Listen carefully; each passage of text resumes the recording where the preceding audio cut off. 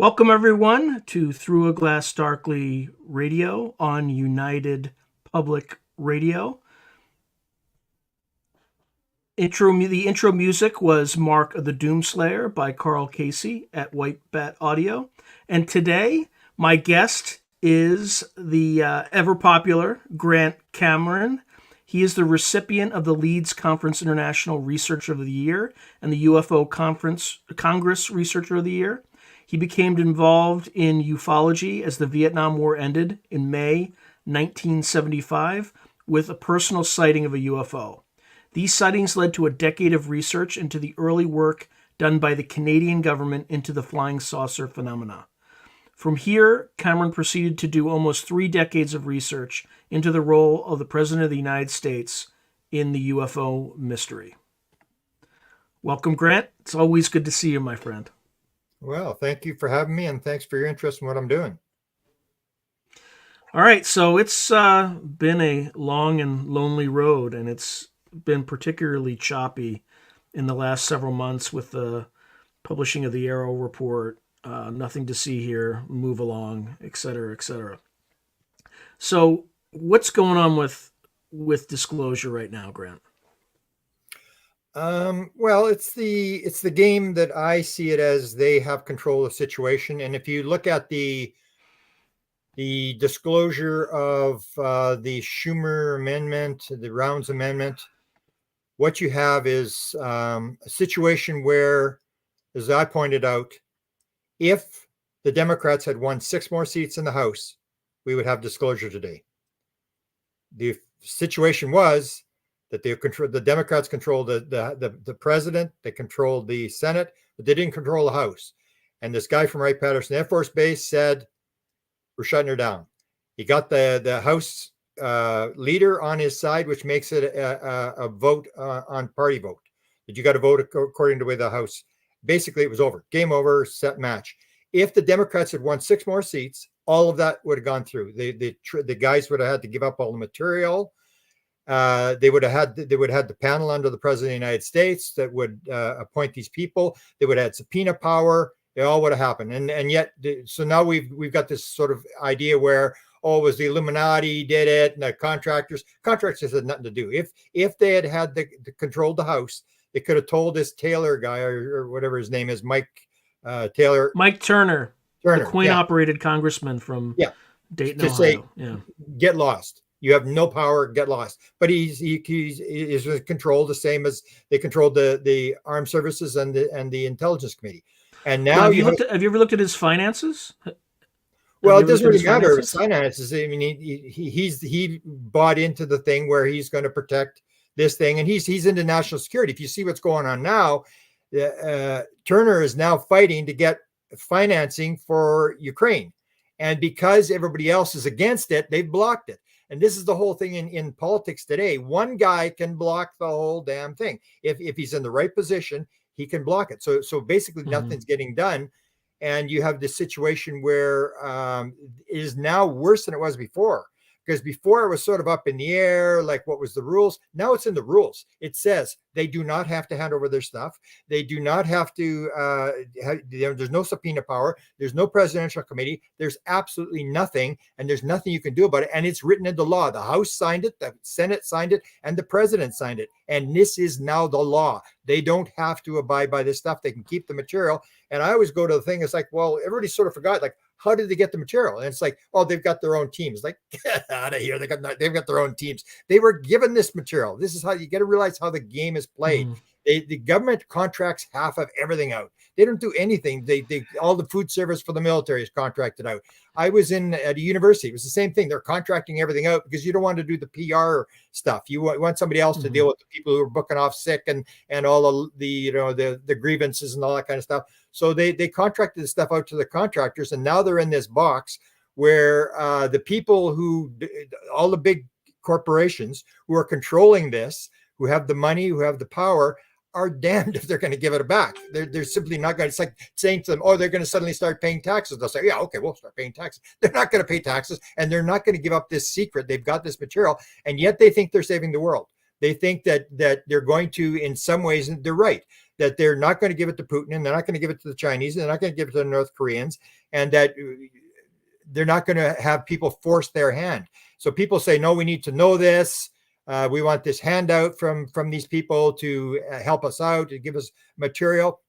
And I say, be careful what you wish for, because what do you want? All the contractors, you where that is, where the legacy programs are, the names and the phone numbers of all the people working on the program, and all the Russians would be, know exactly where to go. And that's why these guys in the background are saying, we're not going to do this. And I keep pointing out that we had the highest level source that I'm aware of, except for Eric Davis. Eric Davis talked to 2 presidents about this whole UFO thing. But other than that, we had the highest level source there was. And that was Dr. Eric Walker. And this is 1989, 1990, 1991. I was sort of a head of a team of about 8 people who were trying to get him to talk. I didn't do the interviews. People would say, I can get him to talk. And so, okay, here's his phone number, here's his address, whatever. And people were getting him to talk. And he made this point. And this was the guy who, all the black stuff is run by DARPA. So DARPA was created by the Institute for Defense Analysis. It's the top military think tank for the U.S. military. Walker was chairman of the board when we were talking to him. He was chairman of the board. And we asked him this whole thing. And he said to us, and I put it to people, and nobody has the right answer. Nobody can reply and give him a legitimate answer. He said, why should we change the rules and the regulations to satisfy your curiosity? You're just curious, admit it. And then he said, so when you figure it out, what are you going to do with it? When the dog catches the car, what are you going to do? And most people don't have an answer. It's like, oh, well, we'd like to know. And it's like, no, this is the whole deal. They're saying we need to know this because there are billions or trillions of dollars in effect. And it's like, if you're a 1-star general, what do you want? I want to be a 2-star general. If you're a billionaire, what do you want? I want my next billion. I want my next billion. And everybody's still collecting stuff. It's this materialistic world where whoever's got the most toys when they die wins. And so they're not going to give this up. They're going to keep working this thing, and they're not going to hand it out. Number one, I think, because they really don't have the answers. People think they got this all figured out. No, they don't know. They don't have a clue what they're doing. They have no idea. No idea. But in everything, we don't. We make this assumption we're going to get disclosure, that somebody's going to give us the final answer. There is no final answer to everything. And the example I use now is I use the idea of an amoeba.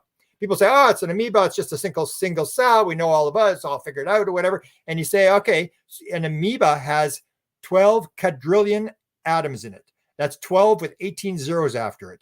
And so you say, well, if you take these 12 quadrillion atoms, throw them in a bowl, this amoeba is going to come crawling out. And then an amoeba has 670 billion base pairs. And we only have 3 billion base pairs in our DNA. And that is 11 or 12 quadrillion atoms will all go in the 3-dimensional spot at the right time and in the right place and recreate 670 billion base pairs without error. And we say, oh, this is just happening by accident. And there is no answer. The more you look at everything in nature, the more you look at everything, the more complex it gets. And I will guarantee it's the same thing with the UFO situation. Is from my experience, 1975, it was very simple. There was UFOs. They're coming from extraterrestrial planets. I remember the second night I'm looking at them going, hey, that's pretty cool. That's could be an extraterrestrial from another planet. That's a whole different world. There was like the calculations was big at the time it had started, but there really was no abductions. There was no channeling. There was no light language. There was no crop circles. There was no, the crash stuff. Nobody believed the crash stuff. The Roswell thing, people don't realize the Roswell story didn't break till 1980, till Bill Moore. The world has changed and it's gotten more complex and more complex and more complex. And now we're starting to realize this non-locality and spooky action at distance and all this kind of stuff. And that's what I say is that we think that somebody's got this UFO thing all figured out. They may know a little bit about what's going on, but I guarantee you, the more you look at this thing, the more complex it's going to get. And you take a look at the examples of I wrote the book, Alien Sky Pilots, UFO Sky Pilots, where you look at these people where on the ground, where people go into the craft and it's 30 feet on the outside and the inside, it's the size of a football stadium. And people think that we have that understood. There's absolutely no way. Or some of the stories that you can do now with UFO experiencers, and now it's actually I'm going to interview a guy on comas, that people who are in deep comas, that they have these experiences, these very dramatic. And a friend of mine had this. My best friend His wife had one of these. She had H1N1 for 16 days. She was in a coma. She came out talking these horror stories of what happened when she was in coma of this event. And people will say it wasn't an illusion. It wasn't an imagination. This actually happened to me. And they would tell these bizarre stories about living for 70 years and having 3 kids and events more real than the real world. And then you start to realize this world is very, very complex, and it's not a very simple thing that it's going to be extraterrestrials. In fact, I would maintain the more I look at it, the more I don't think it's extraterrestrial. The more it looks more complex and more complex and more complex. And that's what I think the people got to realize when it comes to the disclosure thing. It's not like they're going to put it on the table and say they're coming from Zeta Reticuli. Jim Semivan points that out. Yeah, I don't think they know. I don't think they know where they come from. Yeah, they constantly say that they lie. They bodies crafts doesn't mean you know where they're coming from, unless it's got some sort of driver's license from Zeta Reticuli in their pockets, and they don't even have clothes, and they don't breathe, and they don't eat, and they don't drink, and you start wondering, like, what is this, a biological being? Like, what's going on? How can they go through walls and stuff like that? And it just gets more complex and more complex and more complex. And that's why I say, like, the way I look at it, it's going to be a lot less physical than people think it is. It's going to be a lot more psychic or spiritual than people think. It's going to be at least 1,000 times more complex than people think, and it won't have a hint of capitalism. This is what I would conclude as to what I see. And to me, the important people are the people that are interacting with it. And then you start seeing how weird and how unbelievable it is. Even this idea, like I mentioned to you, that there's a new move to from very high level people to put out a thing. And they're talking about 5 extraterrestrial races. And when I see that, I go, are you kidding me? 5 extraterrestrial races? like what happened to Mission Rama aliens? What happened to Chris Bledsoe's aliens? I mean, there's thousands and thousands of on record. I remember the guy who was doing the humanoids. I can't remember his name. He was doing the humanoid thing. I remember asking him, he had 20,000 cases of humanoids. I said, how many distinct type of aliens do you think there are? And he said, they didn't count. He said, but way more than 1,000. It's the idea that this thing just gets more complex and more complex and more complex. I think Steve Mera says that of like just gods and godlings as an example, there are like 12, or even craft and encounters. There's like 12 million that they've counted. 12 million. Yeah. Or you even take a look at Lukatsky, who said something very important. When Lukatsky was interviewed by Corbell and Knapp, he said, we've got 200,000 cases in the database.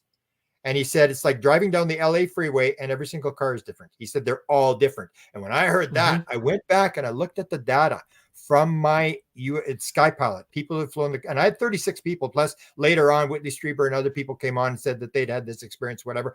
Everybody did the same thing. So the craft was alive. They touched something on the craft. They became one with the craft, whatever they thought was what the craft did. And the beings would say, imagine it in your mind. It's the old idea, like an out-of-body experience. You got to go within to go without. You got to go within your mind, imagine it. And when you can imagine it, push the button or whatever. But nobody did the same thing. One person touched a panel on a wall. One person put their fingers in the end of a chair. One had a ball. They put their hand on a ball. Chris Bledsoe put his hand on a beehive in the middle of the thing. Nobody did the same thing. And this is the whole thing, that all the sightings are different. And then you start realizing that this is true. Like at Skinwalker Ranch. Colm Kelleher tells a story. They've got the Gen 3 glasses, these researchers or whatever. He doesn't identify who these people are. They're sitting there and they're waiting, and suddenly this thing comes over the ridge and flies right by them. And they're all sitting in their Gen 3 glasses and they watch this thing fly by. End of the night, they all compare notes and they all saw something different. And then you start realizing, like, what's going on here? Or Kit Green, who points out that people who see the same, are in the same experience, see the same being, and they, depending on what you believe, they see 2 different beings. And this is this idea that consciousness is a big part of this thing, and that this phenomena can change the consciousness. It can change the way they present. Or people will say, oh, no, it's definitely extraterrestrial. I mean, come on, it's extraterrestrial. And I say, seriously, do you honestly believe that in 1896 and 1897, that these guys with beards and hanging down off of ropes with wooden ships and propellers, that they flew through the vacuum of space from Mars? You simply believe that's happening? And I remember the Canadians, when I was dealing with the Canadians when I first started, I was dealing with the Canadian government researchers, the guys, the inside guys, they called them the inner circle, around Wilbur Smith, who ran the Canadian government program. And I remember the metallurgist who was handling all the metal. I asked him, how much metal did you handle? He said, tons of it. It was all coming from the States. It was being sent by the U.S. Air Force for the Canadians to analyze. And then he said to me, he wanted to point out, he said, They were dealing with an alien by the name of Alpha. There's actually three: Ponar, Tyla, and Alpha. And Alpha was the main alien. And I remember he pointed out one time, he said, Grant, let me point out something very clearly to you. At no time did Wilbur Smith and I ever believe that Alpha was from Uranus. Don't ever get that in your mind. We never believed it was from Uranus. And Uranus, the alien was saying on Uranus, which is like 325 degrees Celsius below zero, there was 500 million people, and there was just like Earth. And so you start to see that all fades away, and that the beings are making up these stories. Or like a being will come, somebody will say, hey, where are you from? And the being will say, you wouldn't understand. Okay, so if it's an extraterrestrial and you're from some planet, like what's so hard to understand? And then you start to see that they're playing around. Or Sherry Wild, who had the very the top-selling book, The Forgotten Promise, where she goes and the being says, this gray being is Zeta, comes to her and says he's from Andromeda.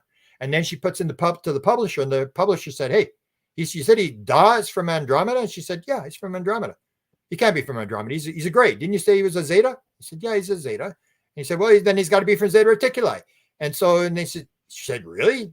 And he said, yeah, go back and ask him what's going on. So next time Doc comes, she says to him, so what's going on here? Are you actually an alien?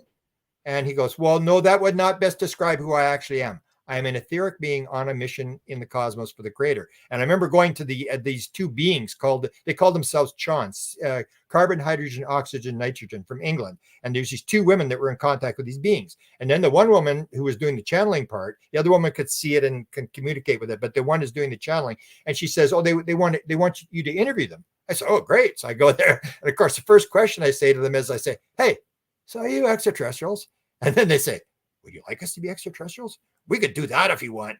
But no, we're not extraterrestrials. We've always been here. You're the visitor. And that's the whole key, is when you see the complexity of this whole thing, you take a look at the spooky action at a distance, this whole idea, the 2022 Nobel Prize for spooky action at a distance, and this whole idea that there may not be any time and space. And people go, yeah, I understand that there may not be time and space, there may be conscious creations of the mind or whatever. And then you say, okay, so how big is the universe?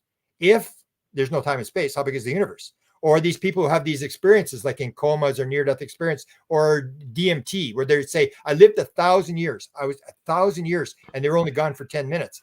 Then if that's true, then how big is the universe? It may all just be a singularity here now. And the whole idea where the being says, go within yourself. And when you can imagine it, then we'll go there. And Ron Johnson said, he's outside the Milky Way, like 50 to 70,000 light years in 1 second. And that's the whole deal. Is he actually going 50 to 70,000 light years, or is there no time and space? It's all one thing. And so to me, the more I look at it, the more complex the whole thing gets. And anybody that thinks that they've got to figure it out, especially if they're really compartmentalized, and if they're really materialistic, where they're trying to, do the whole measure and weigh and all this kind of stuff, and that if we got a piece of metal, we're going to be able to build a flying saucer. There was even some beings, I think many years ago, that said the technology thing is a trap, that this is a trap, that if you get into this whole thing, you're not going anywhere. And that the thing is going to be much more esoteric and psychic, and have all these components that it may not be, they're appearing as whatever they want to appear, and that we're perceiving, and that almost everything that we perceive is going to end up being wrong. We thought the world was flat because it looked like it was flat. We thought the sun went around the earth because it looked like it went around the earth. We thought that the world didn't rotate because we can't feel anything rotating, and we're actually rotating, and we're going through the around the sun, and then the sun is going through the Milky Way, and then the Milky Way, the galaxy is going, and the more we look at it, the more we realize that everything that we perceive is probably going to be wrong. There is no time, there is no space, things aren't solid, and all. I remember the story of Jacques Vallée trying to explain to someone, getting really upset and banging the table and saying, "This is not solid." You got to get to this bottom line of ufology and realize how does reality actually work, rather than just looking at the story and making up a story based upon what people are reporting. Because you take a look, and if all UFO sightings are different, that is big news in terms of, and Lakatsky confirmed this idea that inside the craft, that the UAP phenomena, he says, we discovered is a combination of physical and psychic material. And nobody even listened to him. All they wanted to know was, wow, what's inside the craft? How did you get inside the craft? How big was the craft and stuff? And he was cut off during the interview. And he basically said, if I told you that, the rest of it would seem primitive. And this is the whole deal. Like, they're holding this stuff back in terms of telling the Russians or the Chinese what's inside the craft, how they think it works, and this stuff that will just blow away reality, that you haven't got a clue how reality works. If the craft is bigger on the inside than it is on the outside, even on the ground, we got a problem with how the world actually works. Now, what do you think? Why do you think they're holding this back? It's because they just don't know money. Well, I've mentioned, if you've done the interview with Diane Pasulka, ask her. Tim Taylor, the NASA engineer who was around Chris Bledsoe, who I talked to at one point in 2013. I heard the figure. He had 40 inventions. He was getting these all medical inventions from the beings. He had this protocol where he could contact and interact with the beings. And the one was like absolute major money for one. And this is the one he told me about, where he said, Grant, he said the morning I got that idea in my head, the one that they put on the space shuttle, he said, that idea, he said, the last thing I remember the night before was a hooded figure standing at the end of the bed. And I said, really? Could you see its face? He said, no, I couldn't see its face. And I said, you should go to Yvonne Smith and get regressed. And he said, well, maybe I'll do that and stuff like that. But that's the whole thing. That was major money. And plus the national security. Like I say, everybody thinks they're saving the world. Everybody thinks it's like the idea. It's like, I'm the good guy, you're the bad guy. And that's what we do. We do the separation game. We do the separation game where, in fact, we should be playing the game like everybody's trying to get to the end result. And you believe one thing, I believe one thing. And in the end, it's all going to work out okay. It's as Nick Cook's wife said, and I've had experiences with all sorts of people. Whether it's near-death experience or in float tanks. Nick's wife's experience was with her mother, a shared near-death experience where people say, I got the vision where everything was absolutely perfect. Everything's exactly the way it's supposed to be. But we have this idea of the good guys and the bad guys, and they think that's what we've got to remember is they think they're saving the world. So it's like it's all about weapons. So it's we don't want to give it to the Russians. If the Russians get this, they're going to destroy us with this kind of stuff. And so if you're a weapons guy, it's all about weapons. If you're into money, it's all about money. If you're in corporations, it's about the stock guys and paying, getting bonuses and stuff like that. So it's all going to come down to everybody's playing the game to win, because that's the way our society is built. It's not about let's all work together. It's about competition, my team versus your team. And people can justify a million reasons. I wrote an article in 2009, the 64 reasons they've decided not to tell you the truth. And you start looking, and there's a lot of reasons why people think, well, we can't tell the people this, we can't tell the people that, and you can justify it. And that's what happened with the Schumer amendment. If you take a look, you had the president, it went to the president, and take a look at what the president said. It said, yes, I realize that I have the responsibility to report to Congress about things, the programs and the spending, but there is national security implications here. So his whole thing was there's national security implications on this whole thing. We don't want to give it to the Russians. We're on this thing where you can get inside people's heads, especially if you look at Skinwalker Ranch, the slide 9 at Skinwalker Ranch. What was slide 9 about? It was about all the things that they were looking at. How do you put 4 bulls inside a trailer through metal? How do you mutilate a cow when someone's standing like 50 feet away and doesn't see what's happening? How do you get in these special forces guys' heads and tell them, leave, you are not welcome? And they're going like, wow, man, if we could get this kind of stuff. And when the story about the portal, when that portal opened and the DIA people came in there and the Skinwalker Ranch people were told to back off and they went in there after this portal opened, that's the whole thing where they're looking at this as technology, as a potential way to work. The same as when they heard I was going to Skinwalker Ranch, Pandolfi and the boys, they wanted to send one of his assistants, Kevin Albert. Kevin Albert was going to come to Shasta because we were doing these stories that that the Mission Rama people were able to open these, what they call Zendras, these portals. And they wanted Kevin Albert, who claimed to me that he'd been through a portal. And then I remember in 2020, there was another portal that was opened by some Latino people. There were 7 of them who were levitated into the air, and there was hundreds of beings around them in this 2020. And I went back to Kevin Albert and I said, okay, Kevin, they've had another portal open at Mount Shasta. I said, I've got all the people. There's 9 people. I've interviewed 3 of them on camera, and there's 9 people. I know who they are. And I said, isn't it about time you told me what the CIA knows about portals? Because that's one of the things I think they do understand. They understand this component, that it's this, that they can move in and out of time and space. And the government may have this time travel thing. Maybe did this start with John? Did this start with Parsons? Do you think the portal that they opened up in? Well, that's the thing. It's all the combination of all the stuff. But I mean, the story was, and I got Ron Pandolfi on camera. The only time he's ever been caught on camera, he put on his wife's YouTube channel. I grabbed it, and he was very upset that I took it off there. But I mean, why would I not take it off there? And that's YouTube. When his wife said, like, Footman, what do you say? And that's when he said, people have always wondered what it's like to go in the next world. Next time John, his assistant beside him, not assistant, but John Sullison, his friend, sitting beside him. Next time John goes to the desert, a number of us here will go into the next world and come back again. And this story is being pushed again. This story, I think there's some truth to this. Now there's another story that's about to happen. I can't talk too much about it. But this story seems to be true, that they seem to have some ability to do it. So when they had the whole thing with Tim Taylor giving me that thing with the Hughes aircraft bill, where he shows me these photographs, these 2 guys flying through space on this painting. And Tim Taylor says to me, what do you think of this? He always does that. He doesn't tell you anything.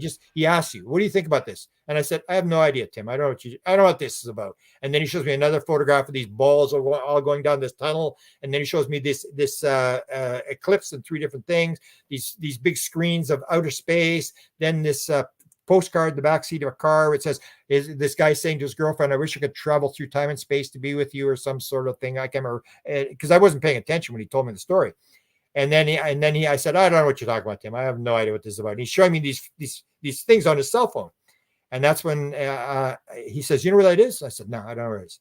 So that's a Hughes aircraft building. So I still don't know what you're talking about, Chris. Tim, I have no idea. And he said, you know where that was where I know where he said, I'm not sure exactly the language, where they said that's where the jump room was, or that's where the rumor jump room was supposed to have been, or whatever. And I'm going, really? Let me go to those photographs again. And he shows me this photograph. And then I said, next time I go into Hughes aircraft, LAX, it's right outside of LAX. Next time I go to LA, I'm going to this building. And he said, well, watch out for the guard. And he told me there's this guard there. Make sure, watch out for the guard. And then I went and I actually phoned up the guy with the jump room. His name always escapes me, Andrew Basiago. I phoned him up and I said, hey, Andy, were you in the front building or the back building? Because there's 2 buildings. It's 999 Sepulveda Avenue for anybody that wants to go there in LA. And I said, were you in the front building or the back building when you're doing this jump room thing, going to Mars with Obama and stuff? And he said, I don't know. I was a young kid. I don't remember if I was in the front building or the back building. Because what Tim told me was, you know where the painting is with these 2 guys flying through space? You know where that is? And I said, no, where is it? He said, it's right outside the elevator. And I said, really? It's outside. And he's sort of hinting. And then years later, it sort of like occurred to me. It's like, hey, why was Tim at the building? I mean, if this is all garbage, what's he doing at the Hughes aircraft building checking this out? There must be some truth to it. Otherwise, Tim wouldn't have gone there. He was checking, is this real? I mean, stuff like that. And so that's the way I look at it. It just gets more complex. And I still say it's like the Super Bowl. Like I'm writing a book now called, I was going to call it the Super Bowl. And then someone told me, some PR guy told me I'd probably get sued if I did it. So I'm calling it the big game. And this is the Super Bowl. This is, if you start to understand what's going on here, this is a revelation. This is the shattering of naive reality. Whatever paranormal phenomena you're looking at, what the phenomena is doing is it's shattering your naive reality. You think the world is flat. You think the world is solid. And they're going, no, watch this. And then you start thinking, and the way science advances is through awe and curiosity. When you're in curiosity or awe, then you do experiments. As long as you think you got it all figured out, you're not going to do any scientific experiments. So that's what they're doing. And that's what like guys like Gary Nolan said. I'm not interested in the 95% that falls within the bell curve.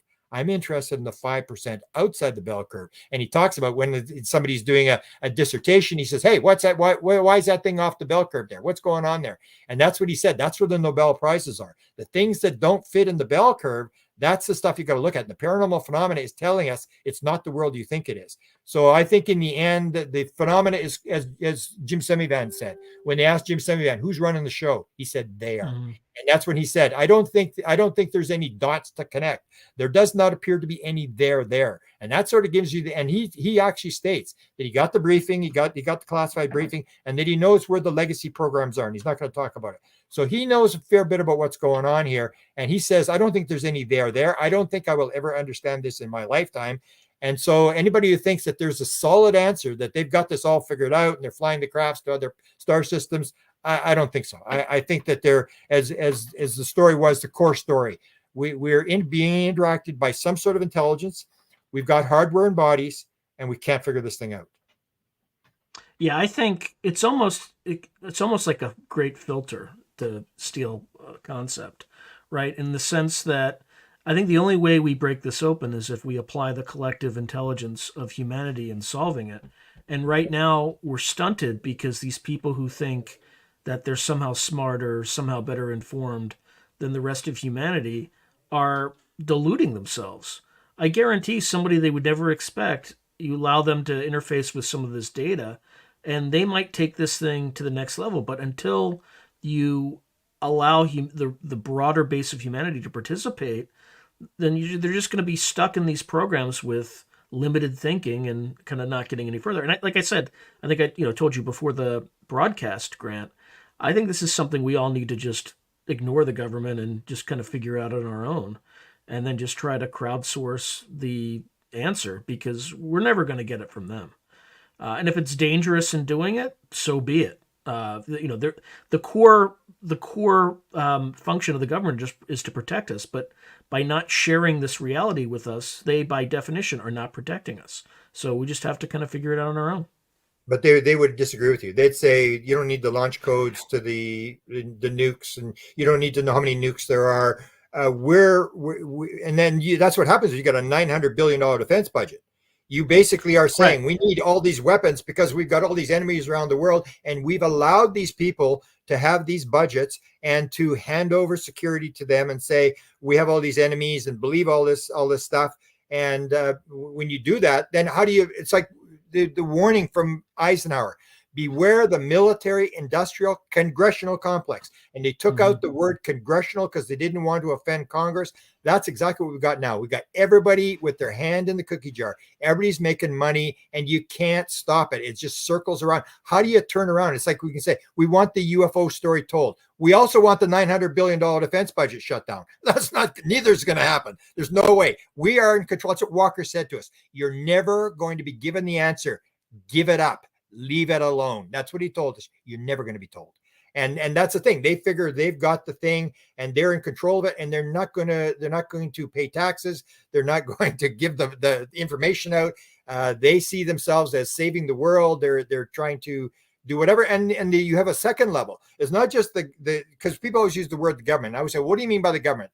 There is really no government. It's like when I worked at the university, I always say to people, if you think that somebody in the government knows what's going on, forget it, because I was at the University of Manitoba, and I had the keys to everything. I had the keys to the president's office, 8 vice president's offices, human resources, payroll. I had keys to everything. And if you think I knew what was going on, why would I leave 6 months before a major buyout that I lost hundreds of thousands of dollars by not sticking around? And that's the whole thing, is that there's a certain number of people, yes, that may have pieces of the puzzle, but you have a second level that people always sort of forget as well, is you have guys like all these scientific, like Puthoff and Eric Davis and Kit Green and all these guys, and the supposedly the group's over 50 people now, and they're all going to sit in the background as well, and they aren't going to say anything either because they're waiting for the patent.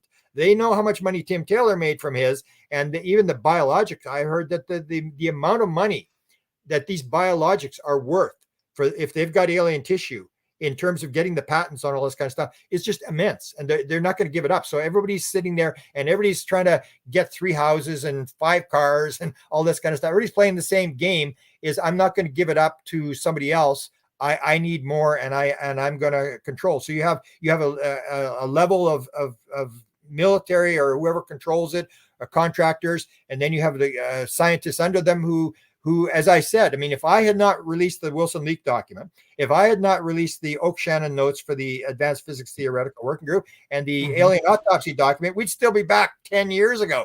There was a pile of researchers who were sitting on these documents. They all had the documents, and they didn't do anything because they're all waiting. And that's the whole thing. There was this supposed story told about Hal Puthoff, where Hal Puthoff has said, was asked, could you tell who the 12 guys who are probably running it? And Hal said, yeah, I could probably guess who they are. And then the question was, well, why don't you tell? And he said, well, it's because you'd go to the New York Times. The New York Times would write the story, and then I would have to deny it, and then nobody would ever talk to me again. And that's a key thing that people don't realize. If you are a guy who has a piece of the puzzle, like Eric Davis, when that memo leaked, he was called intelligence blowback. Suddenly it was like, oh, Eric Davis can't keep his mouth shut. He leaked this document. He shouldn't have been keeping notes. And now, holy shit, everything, it's all unraveling, and we got to move all the factories and move all the equipment. And that's what they're worried about. So everybody's trying to keep it quiet because Hal Puthoff's still trying to figure it out as well. So if he talks, if Eric Davis talks, if all these guys talk, well, then nobody's going to talk to them because they're talking about the people. Same as if you go to the congressman Burchett. So Burchett's saying, we put everything on the table. This is bullshit. Let's put everything on the table. And then they say, well, did you get anything in the briefings when you went in the briefings that we really don't know? And he said, yeah. And he said, well, what did they tell you? And he said, well, I can't say. National security. And they may be trying to. That's how they get you. That's how they get you, right? But he's playing the same game. He's saying we want you to release the stuff, but when it comes to me talking, I'm going to play the national security game. And the national security guys say, to hell with you. We're playing the national security game. We're not about to release it either. If you're not going to release it, and so everybody's afraid of the national security thing, they're playing the game. So we're patriotic Americans, and we're not going to release the stuff. That's why I'm always hesitant of whistleblowers. And the first thing you should say, if some guy comes and says, I've got the answer and I'm going to give you this stuff, your first question is, why the hell are you not in jail? There's no way. If this is the most highly classified secret in the United States, you are going to be in jail. There's no way people are walking around with the secret. What you're getting is people who are putting what, because that's what the story was told, that Semivan told Chris Bledsoe. If we wanted you dead, you would have been dead 10 years ago. We don't do that anymore. But what they do now is when you want to discredit a story is you just put mud in the water. You put a bunch of stories in there so nobody knows which story is true, which story is not true. And the example I always show is I was told the Hall-Minter First Base film took place in May of 1971. And Bob Emmenegger had a lot of details. It was 6 o'clock in the morning. There was 4 TV crews going on. There was named the CIA guy that was running the operation. He was on the base. He was allowed to go and look at the hangar where they supposedly kept the craft. And Shartle, who was his guy, was telling him what the film was. He had the film in his hands, all this kind of stuff. So he says May of 1971. And then Richard Doty says, oh no, it was April or whatever of 1964. So then there's 2 different stories. So Linda Howe's telling one story, I'm telling another story, and suddenly it's like, well, who's bullshitting? Is it Grant bullshitting, or is it Linda Howe? And you get these 2 different stories, and then everybody goes, I know what's going on. And it's like, that story's probably not real. And everybody just goes on to the next story because you can't really get any concrete details. And that's what I think they do now is they just put stuff they discredit people by putting stuff out, and nobody knows what to believe. And you get 100 stories and 100 whistleblowers, and nobody knows where to go and who to believe. Yeah, I think you have to just get direct experience because I agree with you. They're never going to release any of the details of the secret. Yeah, and that's what I think. Like I said, the experiences are important. That's you go to the people who are interacting with the phenomena. Like a lot of people are still like, even when you get this thing where we're now with the arrow, or now we're gonna get these cameras around the world to get stuff. And if Lakatsky's right and every UFO sighting is different, what's the point? Like, what's the point of counting red ones and green ones and fast ones and slow ones and circles and eggs and saucers? And it's a total waste of time. Because what it basically comes down to is they can morph. They can appear as whatever you want. It's like the beings. When I talk to these beings, they said, would you like us to be extraterrestrial? We could do that if you want. They can plus the sophisticated cameras are a national security non-starter to begin with. Right? Could you imagine you take Avi Loeb, he's setting up all these UFO detectors, wants to do it across the United States. He's associated with Israel, right? So not only are you going to see UFOs, you're also going to have radar returns on U.S. national security assets, right? Flying around times and things like that. So like that even on that level, it's a non-starter, and it's legitimately a non-starter. So, like I said, if we hope to make any progress on this, we just have to ignore the national security state and kind of get our own data. And then, of course, they'll try to infiltrate and do what they do, but fine, whatever you're going to do. But as long as you have your own hard evidence and are able to convince yourself, then, you can make use of it as you may. And then once you start doing that, then it all changes. Then it's not ETs anymore. Then it comes to this theory, nature of reality type thing, where what are we really looking at here? And this goes to the whole idea of Seth, where it can really destroy your worldview. You manifest everything around you. There is no other rule. This whole idea that what you are seeing around you, you are creating. And that is so far down the rabbit hole as people go, absolutely not. And that, I think, is where we're going. That's where we're headed, is this idea, the idea that you can go into an ayahuasca experience and you can interact with these entities, and that there's all these levels of reality, and whatever your resonate is what you experience. So if you're at a low level, you're going to resonate with a gray. If you're like the Mission Rama people and you're doing praying and meditating and oming and stuff, you got these aliens with long hair out of the Bible and, like muscular and just beautiful beings and stuff like that.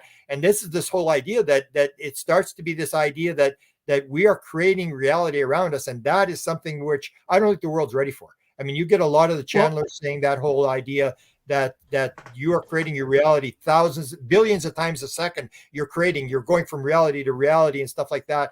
And people, it's just so far beyond. And I think the government may understand some of that, but it's still. The government has a term for that. It's called panpsychic collapse, right? Yeah. And the conceit would be if everybody suddenly realized that their thoughts are creating everything they see around them.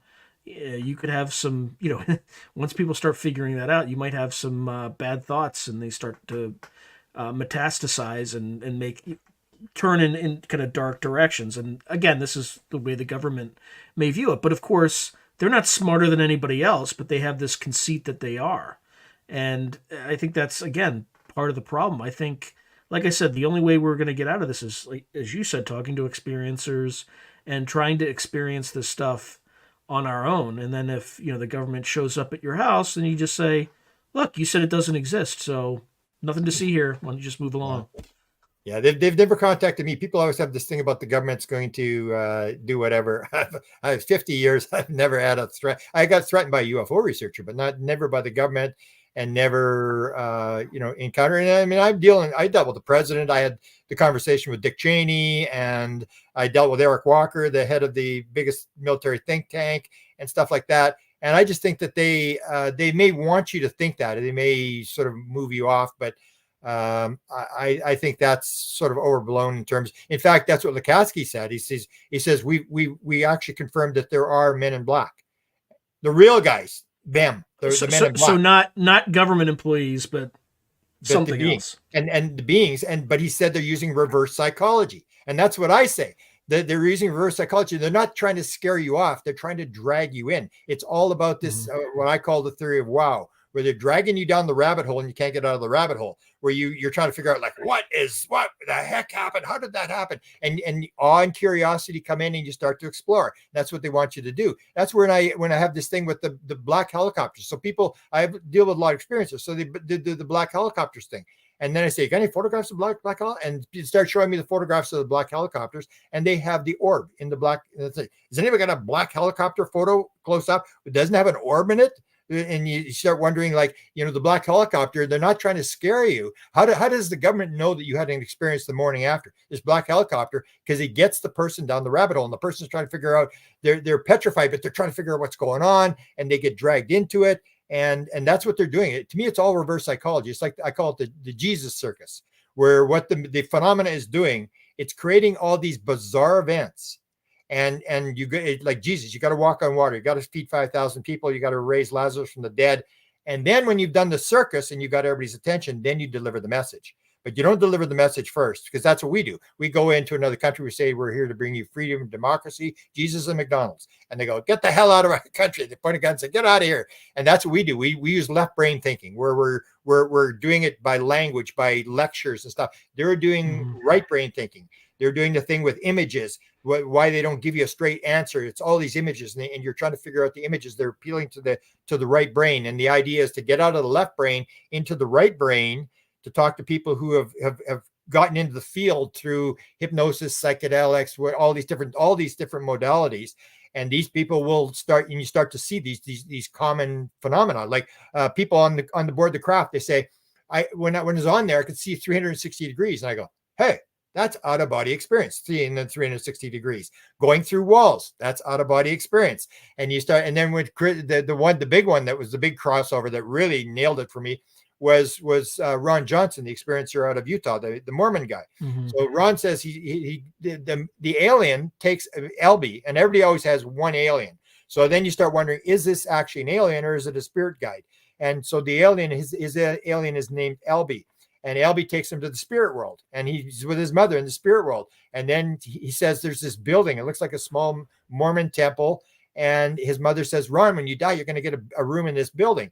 And she says, let's go in the building. And he says, I go into this that looks like a Mormon temple with his mother. And he said, it's grand. He says, it's like 10 to 100 times the size inside as it is outside. And I go, hey, is he in a Mormon temple in the spirit world, or is he in a UFO? That's what the UFO people say. It's 100 times the size inside. And then she shows him the crystals. You look at the certain degree, the certain angle in the crystal, and you can see the past of your life. And he looks at his dog crystal, and he sees his dog in 1972 that disappears. And he realizes his neighbor shot the dog, threw it in the back of a pickup, and took it to the junkyard and threw it in the junkyard. And then he has these crystals. And then you go to UFO Cover Up Live, where Richard Doty, playing the Falcon, says the most amazing thing he saw, and he shows the alien with the crystal. And according to Linda Howe, the crystal, they actually showed the crucifixion of Jesus to the American government, this crystal where you can see the past lives. And then you go into Life Between Lives, Michael Newton, and they're looking in the crystal, and they're looking to plan their next life through this crystal. And you start realizing, hey, there's these crossovers between all these different phenomena. And as Ray Hernandez said, when he got taken out of his car on the freeway in Miami and brought up, and they're showing this wheel, and the wheel is spinning, and there's these images of remote viewing and psychic phenomena and ghosts and UFOs and stuff. And the wheel is spinning, and these beings say to him, it's quit parsing it. You need to quit parsing it. It's all the same thing.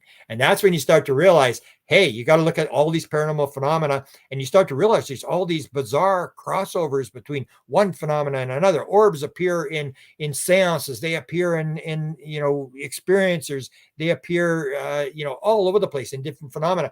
And the beings will appear. The aliens will appear in seances. They'll come out in seances, or dead people will appear on the ship, dead dogs and stuff. And you start realizing, holy cow, there's all these crossovers. And I think all they're doing is they're raising consciousness, where people talk about it and nobody figures it out. They don't want, even the phenomena is playing this game, but they don't want you to figure it out. They just want you to think about it. And as we go, people start to realize, hey, maybe it's not a physical world. Maybe this non-locality is right. And as we go up, it gets more and more. And that's what Max Planck says. You do not convince. You do not win your opponent by convincing him that you're right. Your science advances like one funeral at a time. Your opponents die, and the next generation is not offended with the idea. So you can look at the new generation, the young kids, and you say, hey, do you believe it? Is there near-death experiences? Oh yeah, we know about that. UFOs, yeah, we know about that. Area 51, yeah, we know about that. We didn't know about that when we were kids, and it's now common. You can go to the farthest jungles of Africa or into the depths of China and say Area 51. Oh, I know what that is. Yeah, Area 51. It's that consciousness is there, and people accept the fact.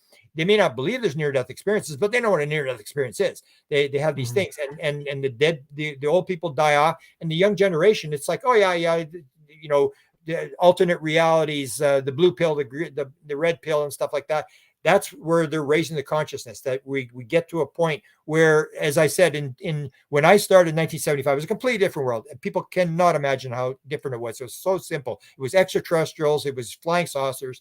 And then you go through the years, and you end up with a world that is completely different, where kids are accustomed to the fact that there's all these paranormal phenomena and stuff like that with the movies and stuff like that.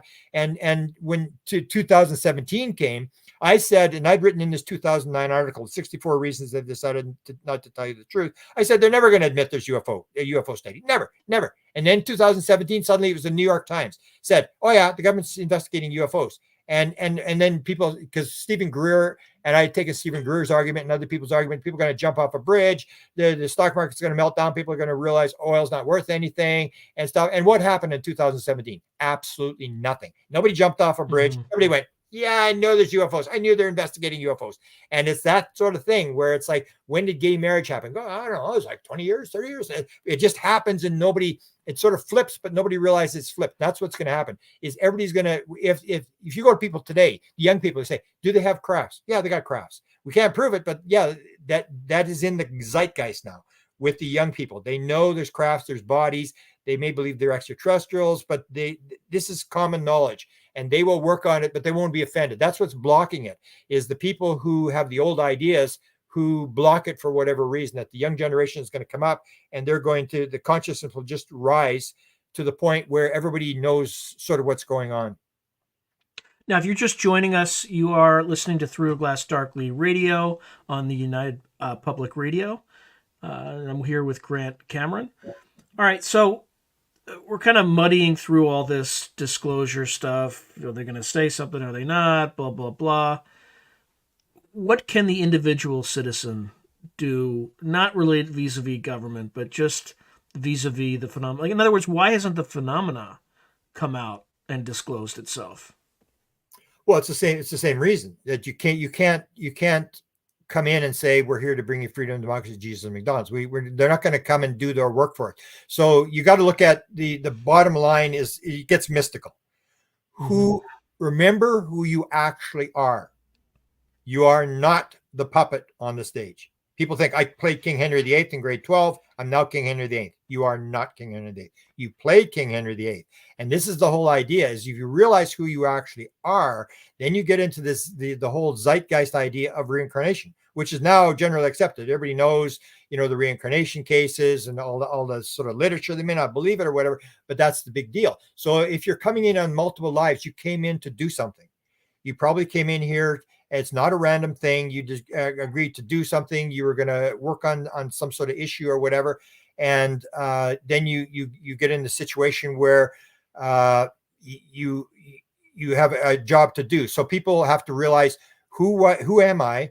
Why did I come here? And what am I supposed to be doing? And the UFO people, you and I, you start looking at things as being not that random, where you have a situation where you and I may have agreed before we came in to play this whole role, to do this kind of stuff, that you're going to do this, I'm going to do this. And that we have this, one of the books I'm reading is called Center Stage, where I go through one of the ideas that Seth had was this idea of period plays. And this is this idea that things are not happening randomly like people think, that you come in to have an individual role to play in the world, but you also come in as groups. So there was people who came in as groups to bring in LSD. They came in to invent the computer, who came into because there's all these weird things that happen. For example, the idea of spirituality started in 1848 with the Fox sisters. The idea of materialism came in 1848 in the Communist Manifesto, the same year. And you go, hey, is that accident? These two completely opposed ideas both start at the same time, and they're fighting each other, and people are debating these things. The same as the nuclear chain reaction happened within a couple of months of the discovery of LSD. The two major events, this whole thing that the UFO is this connection to the nuclear weapons and stuff like that.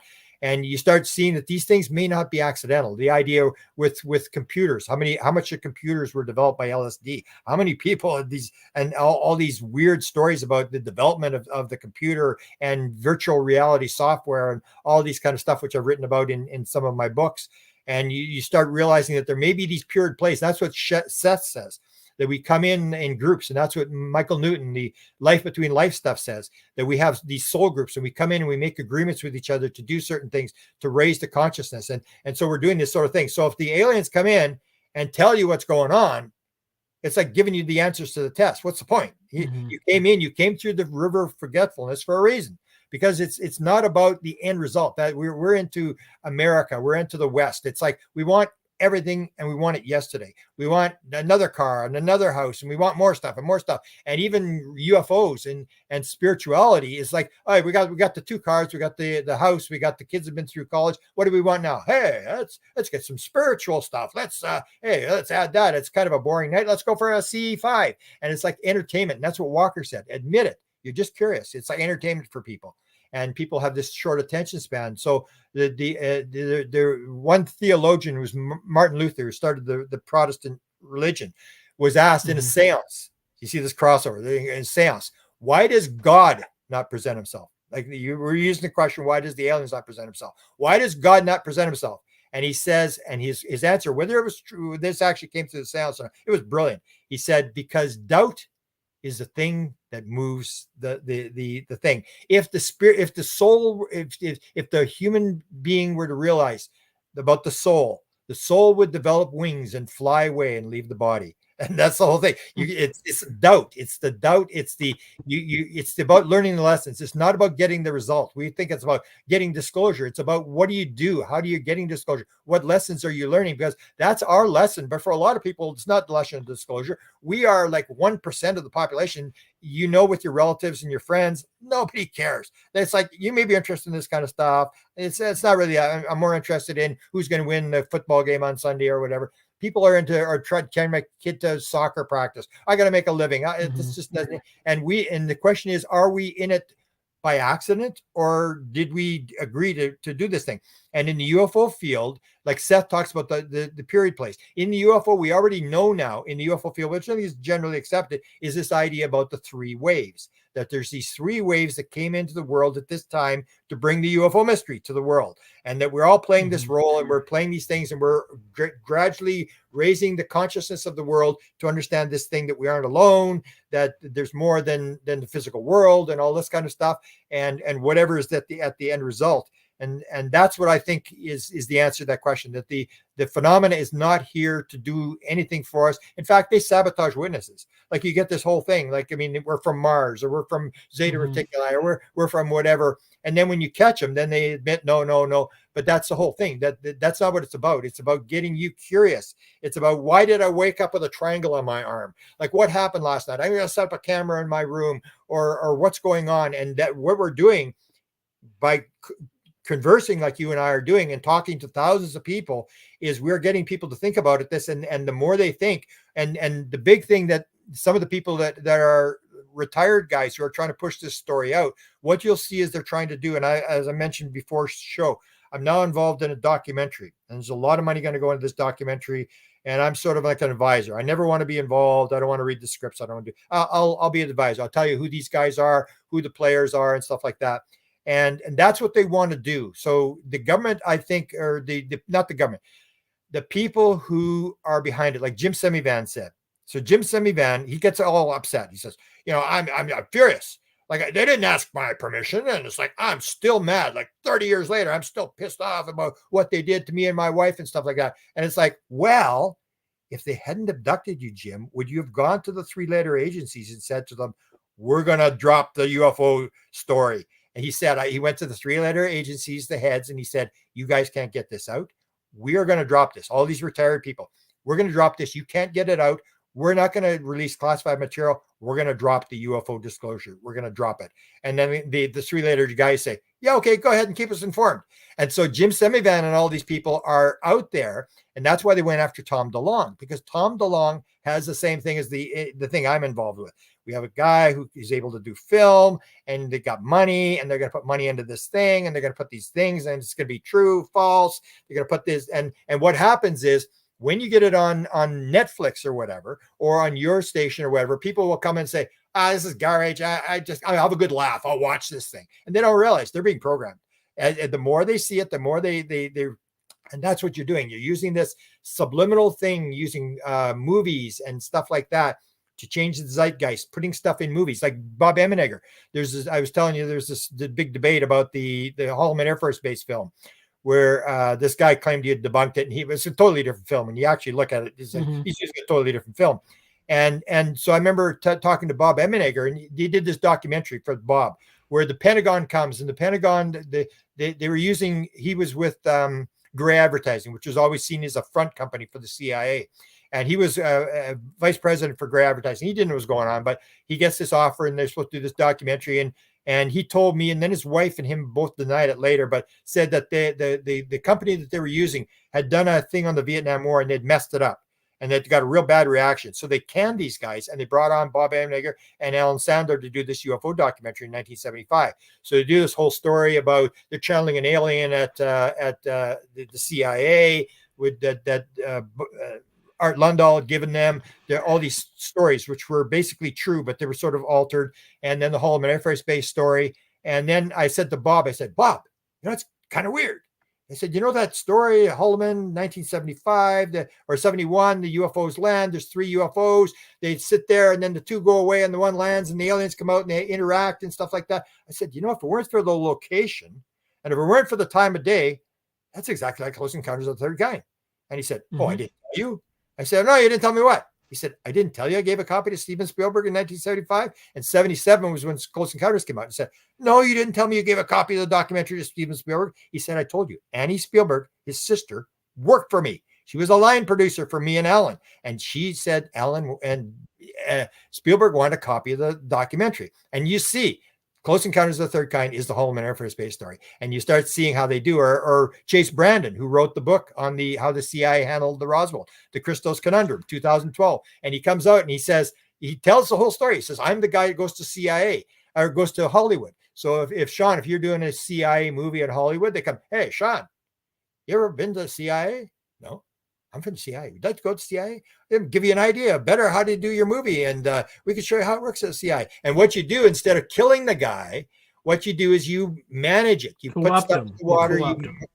You move them in the direction you want to do. And they do it all the time. So that's how these guys get like Air Force jets and stuff in movies. They make these deals where they want you to put the CIA in a good light. So that was his job. 10 years he was in Hollywood, and he was to make sure that he tried to move guys. And sometimes he couldn't move them, but he would move them in the direction they wanted to go. So he writes the book, and then he says it's a fictional book. And I think he said at one point it was 8 times it went through review to check and take this out and stuff. And it was the old idea. If you're a CIA spy and you think you saved the world, you can tell your story. Sure. You just got to change the date, the names, all this kind of stuff. And you can tell this fictional version. So he takes the fictional version of how the CIA handled the Roswell crash. And he says in the one interview, he says, if you want a good read the book. If you want to learn something, read between the lines. And that's how they do it. They do this indirect telling of the story. What happened to Chase Brandon? Like, where is he now? Disappeared. He was supposed to do a book in 2014, and he just disappeared off the face of the earth. Nobody knows where he is. He was going to do a book on UFOs. He said he had another book coming out on UFOs, and boom, he just disappeared. But you see this over and over again. That's like Kit Green. Kit Green can openly talk about UFOs. Ron Pandolfi can openly talk about UFOs. They're both sort of retired. They're not really, and that's what you'll see is this whole idea that these guys retire. And Kit Green even, I think he told Dolan that when you have a security clearance when you're in the agency, and as soon as you retire, then they give you the real security clearance. Then you go with a contractor and they tell you exactly what's going on. And that's what Jim Semivan, in the story I'd told with Jim Semivan. Jim Semivan had the experience. I was told this by a pretty authoritative source. He said he had the experience. And of course, the next morning he went into the CIA and he went to Ron Pandolfi. He said, I had this experience last night with these beings in my room. And he said, what the hell's going on? And Ron says, you don't have a need to know. And he said, what the hell do you mean? I don't have a need to know. You bring your boss's boss in here and we'll find out who doesn't have a need to know. And they bring in the CIA director into the room. And the CIA director says to Jim Semivan, according to the story I heard, is leave it alone. This will just ruin your career. Do not touch it. And what I heard is 2008, when he retired, Ron Pandolfi brought him in a room and gave him the briefing and told him what was going on. And that's the thing. So that's the game is if you're official, you can't really play the game, because that's the whole thing with the CIA. If you take a look at Ron Pandolfi in 1991, he deals with Dan Smith, who I think is a real cool guy. I'm trying to get a long interview with him because I think Dan has a lot of the keys. He's had all these thousands of conversations with Ron. And he said 1991, he's doing crop circles. And he goes in, and he's got a lot of money. So he goes into the States and he's dealing with people, and he gets told by a NASA guy, he said, I need to know about crop circles.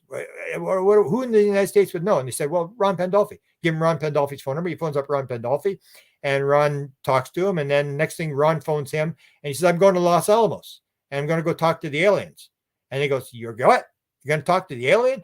And then, so then he puts it on his podcast. He even told me this story. I got it from a couple of weeks. He tells exactly the same story. He said, yeah, he said, I put it on my blog. And that's his whole life. He writes his blog, everything that happens, everything. And, you know, he can't keep he's like me. He can't keep his mouth shut. So he writes in his blog. And then Ron comes back and he says, that just caused a real stir. He says, next time you write, do never put my CIA and me and Ron Pandolfi in the same sentence. And so then Dan says he goes, hey, this guy's CIA. CIA is a foreign intelligence agency. What the hell is he doing talking to me about UFOs? They're not into UFOs. So what Dan Smith does is he goes to the FBI and he reports Ron Pandolfi for, you know, breaking the law that he can't. And he's this good friend, you know, but he doesn't care. He's plays by the books. He goes and he reports Ron Pandolfi. And then the Inspector General does an investigation about what's Ron doing. Why is Ron talking to people about UFOs? If he's retired, that's one thing. But if he's a live agent and CIA, he's not allowed to be in the United States talking to people and influencing people. And so then, according to the story that Dan tells, he says to the Inspector General, and they spent $100,000 on this investigation, according to Dan. He said, okay, I'll answer your questions, but I can't answer anything about UFOs. You don't have clearance. And apparently the end result was whatever Ron is doing, it's part of his job. Mm-hmm. And so for 20 years now, 30 years, I've been trying to figure out, I said, the biggest mystery in ufology is not what are UFOs? It's what the hell's Ron Pandolfi doing? Because he's still active and he's still playing the game. And anybody can contact him. He'll talk to you. And the rumor was, I think he even said it. Part of his job is to deal with the loons. So you and I are loons, and part of his job, whatever he's doing, is to deal with us and to, as he calls, obfuscate, to get you going in the wrong direction or to throw mud in the water or whatever. And it's just a bizarre type of thing. And I sometimes get really frustrated. I go, like I even said, because they were big into the portal thing. I said I don't deal with Ron, but I deal with everybody around him. What's Ron up to? And especially got Dan. Dan's had thousands of conversations with him. So I'll talk. And I was talking to one person. I said, yeah, I'm tired of this. I've had it with this. I'm going to get out of this. I was really interested in Ron because I think one of the major stories in the UFO thing is the portal. That's what John Alexander told Sid Goldberg from Gaia. He said, it's not about the UFOs. It's about the portals. And he got in his car and drove off.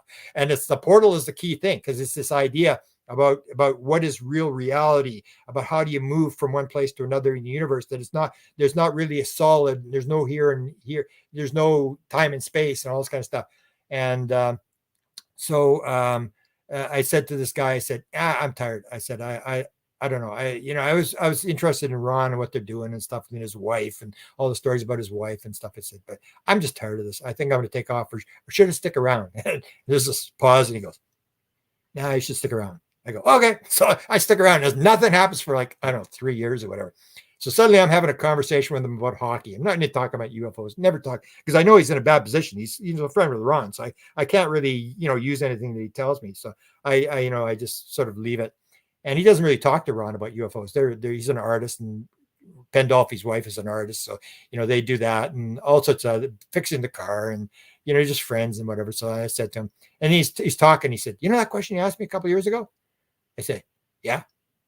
He says, it's real. I go, it is? It is? It's like, so it sort of drags me back in, but it can get really frustrating. It's like you just sort of throw your hands up. So what I do now is I just basically document everything. I'm supposed to have 2 disclosure books, and I keep thinking they're finished, they're sort of edited, I could put them up tonight, I could put them up, and I'm going, no, I won't. And one was written in 2018, and then it became so long, and then this latest event where they're doing the same thing again, and it's like a major operation. It's like I know all the names, I was involved in part of this thing, and I'm going like, oh shit, now I'm gonna have to do another book on this. And I was going to call it Drip Drip. The third book is going to be called Drip Drip, and the other one is called Beyond Managing Magic, because when I did the Managing Magic, and that's the whole key. Apparently, there was some interest inside the people who know what was going on with the term managing magic. And that's the whole thing this is not about UFOs, Sean.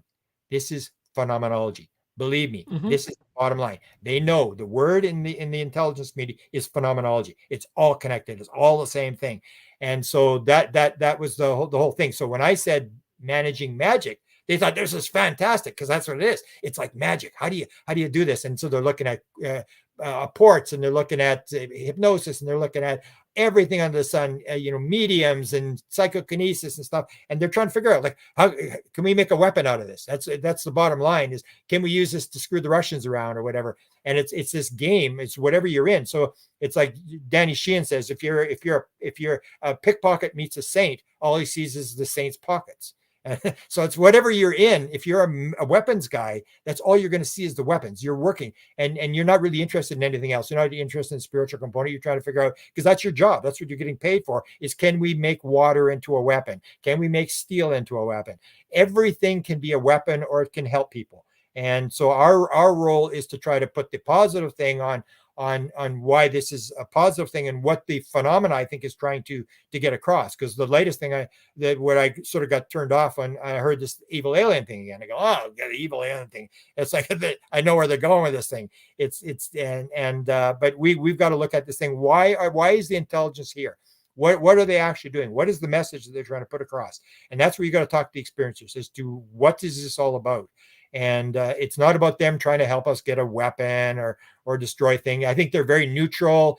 They're raising it, but they realize that whatever you see, or whatever you use, you can use it for good or evil. But even if, and people get upset when I do this, I say, even if we destroy the world, it really doesn't matter, because you're still going to learn a lesson. We just build another world. It's all made out of consciousness. God does not create the heaven and the earth. God creates the sparks of the divine, and we're the ones that are creating the heavens and the earth. We're building it out of consciousness. And you'll see, if you go life between life stuff with Michael Newton, he talks to people between the lives and says, what are you doing? Oh, I'm making a rock. And then this person says, I'm making this little animal. And so that's all you can do. I'm just new at this. I can't do this. They're using energy to put together stuff to put on planets and stuff like that, that we're the ones that are creating this. And that's what we got to realize. We're manifesting this world. It's this very, very complex type of thing that we are doing, and there's a lot of people in on it, and I think it's a matter of time. We will, probably not in my lifetime, but we're going to get in a situation where it's not so much do we get the answer, because it's what Walker says, you're just curious. Admit it, you're just curious. We're worried about the answer. We shouldn't be worried about the answer. We should be worried about, what are we learning from this? What is the lessons that we're learning? How does that apply to our life? How does that apply to the fact that we're going to die someday? Because people sort of ignore it, and we say, well, we're into technology. And then someone comes to you, as they did to me twice, I've had that experience, where the doctor comes and says, you got a couple months to live. And you go, what the hell are you talking about? And then you're scrambling and trying to figure out what's going on. And that's what I think we should be trying to figure out, is how does this figure into why am I here? What is the nature of reality? And that's what I try to spend all my time on, is what is this teaching us? Is there time? Is there space? How are these beings? What are these beings? What's their message and stuff like that? And that's when you start looking at all sorts of other paranormal phenomena. And that's the book I did on this crossover book, where I called the big game, where you start looking at all the paranormal phenomena, and I tell stories that you've never heard before in all these different weird phenomena of how it crosses over. One fits into the other. And if you're an experiencer, it's like the idea, when I remember asking Yvonne Smith, I said, Yvonne, you do all these regressions of people. How many of these people have paranormal phenomena after they have their first UFO experience? And she starts laughing. She goes, like 99%. And that's what you realize. Once you're down the rabbit hole, once you open that veil, it doesn't matter what you open, you start into ghosts, and suddenly you're getting Sasquatch, and you're getting UFOs, and you start getting downloads and stuff like that. And that's the whole thing, is it goes across.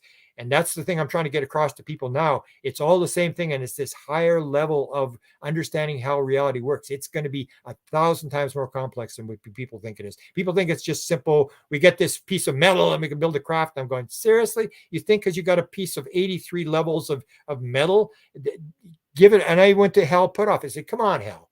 They're dropping this stuff. Come on. This is a ports. They're just watching you go, what the hell's going on? Because no two pieces are the same as no two crafts are the same. There's no two pieces of metal are the same.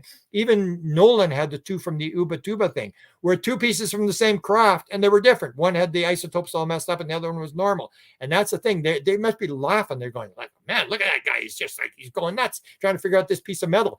And we're picking these things up, and what they're doing is they're creating this awe and curiosity with metal, with ports, with abductions, with triangles on people's arms, with the UFOs keep changing. They change from this, they change to that, or they're the one now they have the jellyfish. And they're going, that is the most amazing thing I ever saw. And it's just like, yeah, they're just going to come up with looks like a flying trash bag to me, but yeah. That's what they're doing. They're just saying that, you know, once you think you got it figured out, then they're going to throw a curveball at you, and they're going to make it and say, no, this is. And I so many times over the last 50 years, I've seen things where I remember when I saw people doing light language for the first time.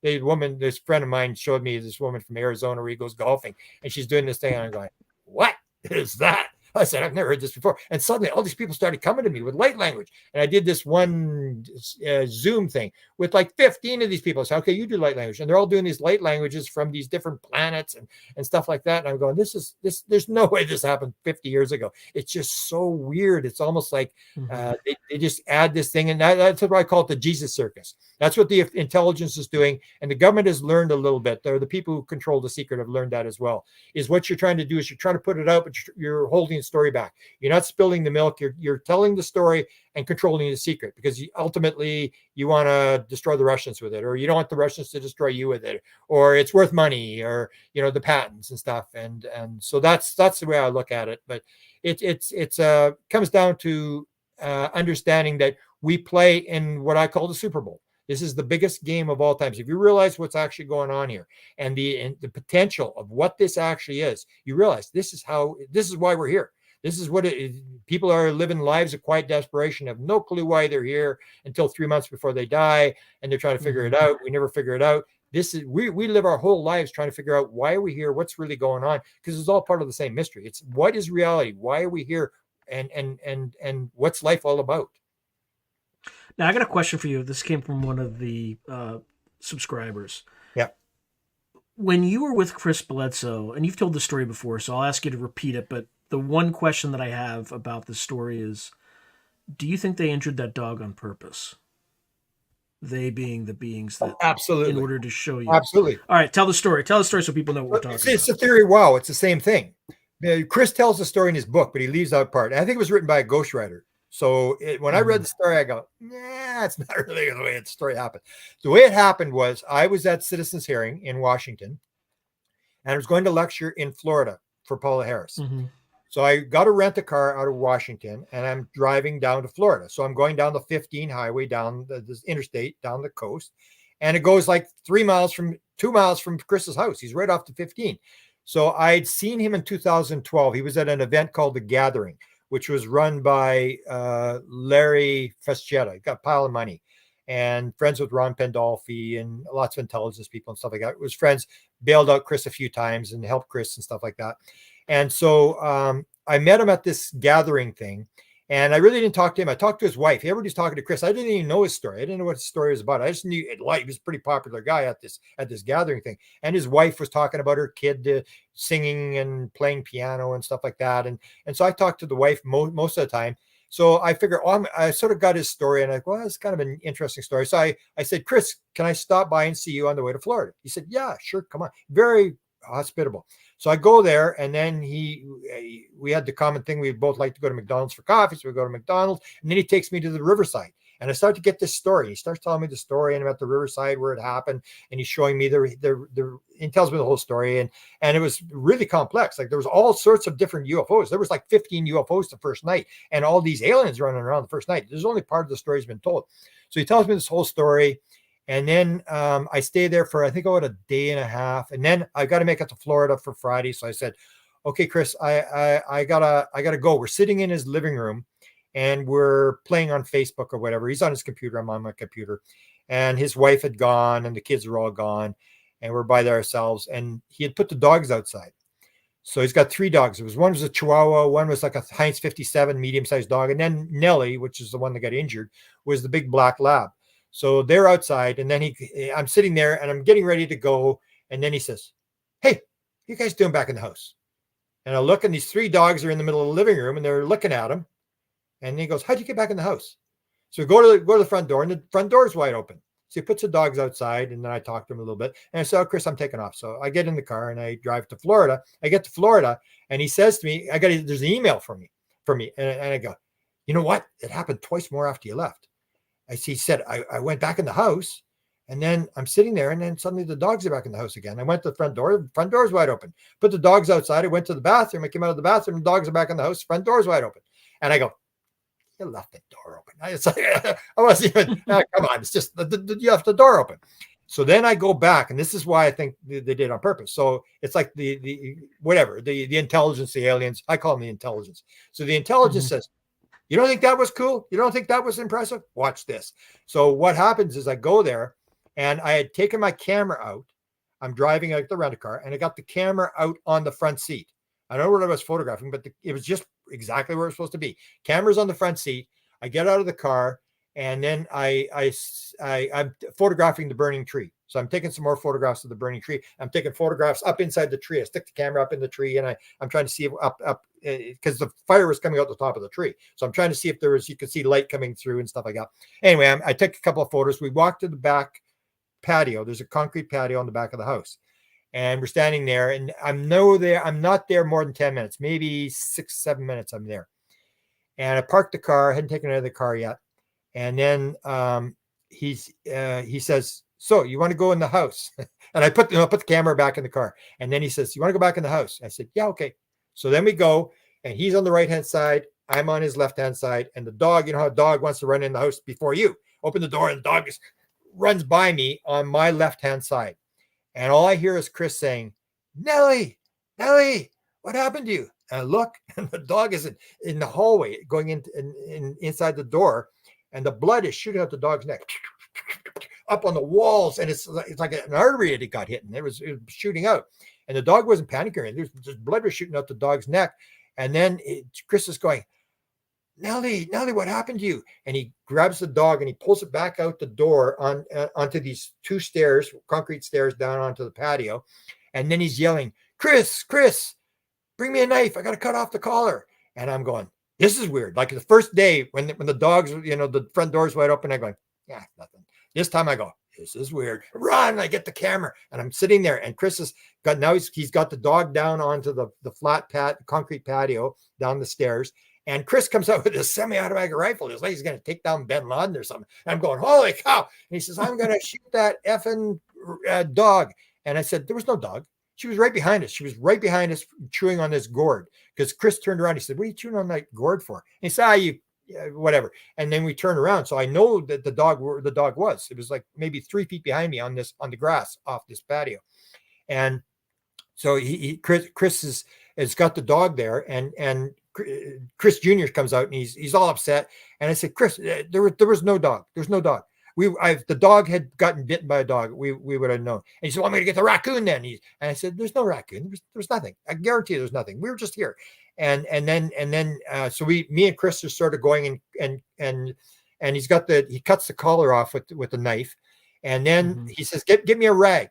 And I show Chris, we can see exactly where the blood started. It was right on the edge of the patio. There was a dandelion leaf and had a drop of blood. And then there was a couple of drops of blood, and then it went.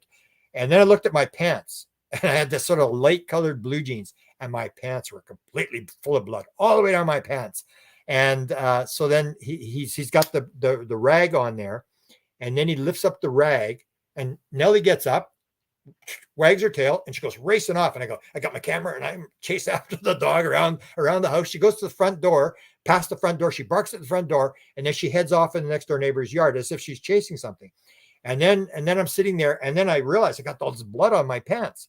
And so it was like, you weren't impressed with us letting the dogs out of the house. Watch this. So I was the center of attention. Like there was no blood on anything else. It was on my pants, up and down my pants. And I'm going, wow. So I take pictures of my pants, and I've got pictures of Nellie, and the rag is all full of blood, and Chris is holding it. And Chris said that's when he learned to heal. When that happened, he could heal people after that happened. And so the whole idea was, you're not impressed with this. And so me and Chris were having this sort of a debate after. Chris said, oh, that was the shadow people did it. Because everybody has the shadow people. That's one of the things. The shadow people show up, and they're in the attic, and they're moving around and through the walls, 2-dimensional. I said, do you see the shadow person with the hat? He said, oh, I saw that one. I said, yeah. Okay. It's like, why does a shadow person need to wear a hat? I mean, this is all Hatman. That's Well, the Hat Man, right? well, and the Aboriginals have it here and stuff like that. And the idea is like, why do you need a hat? It's all performance. The phenomena is performing for you. It's and so he says it's the shadow people. I said, fuck, I don't think it's the shadow people. And he said, well, yeah. I said, well, why would the shadow people cut the dog? And he said, well, they're evil. And I said, well, how do you know they're evil? And he said, well, because they're black. I said, because they're black doesn't mean they're evil. I said, you know what I think happened? And he said, what? I said, Warner Brothers is doing the movie. Warner Brothers wants to. They had asked for the signal, and the tree had burned. He prays, and he asked for the signal for Warner Brothers to do the movie, and the tree starts to burn. He has this bizarre tree experience, and so then I said, they want this in the movie. They want this bizarre one event after another happening and stuff like that. They just as bizarre as can be to raise consciousness that they want to do this. He said, no, I don't think so. And then a couple of weeks later, Chris phones me up. He says, you still got those photographs of Nellie? And I said, yeah, I still got them. He said, Warner Brothers would like to see them. I said, yeah, sure. So that's what I think it was. They wanted this in the movie, and it will be in the movie, because when I heard that what's his name wanted to do the movie, Mel Gibson wanted to do the movie. He was behind this. Oh.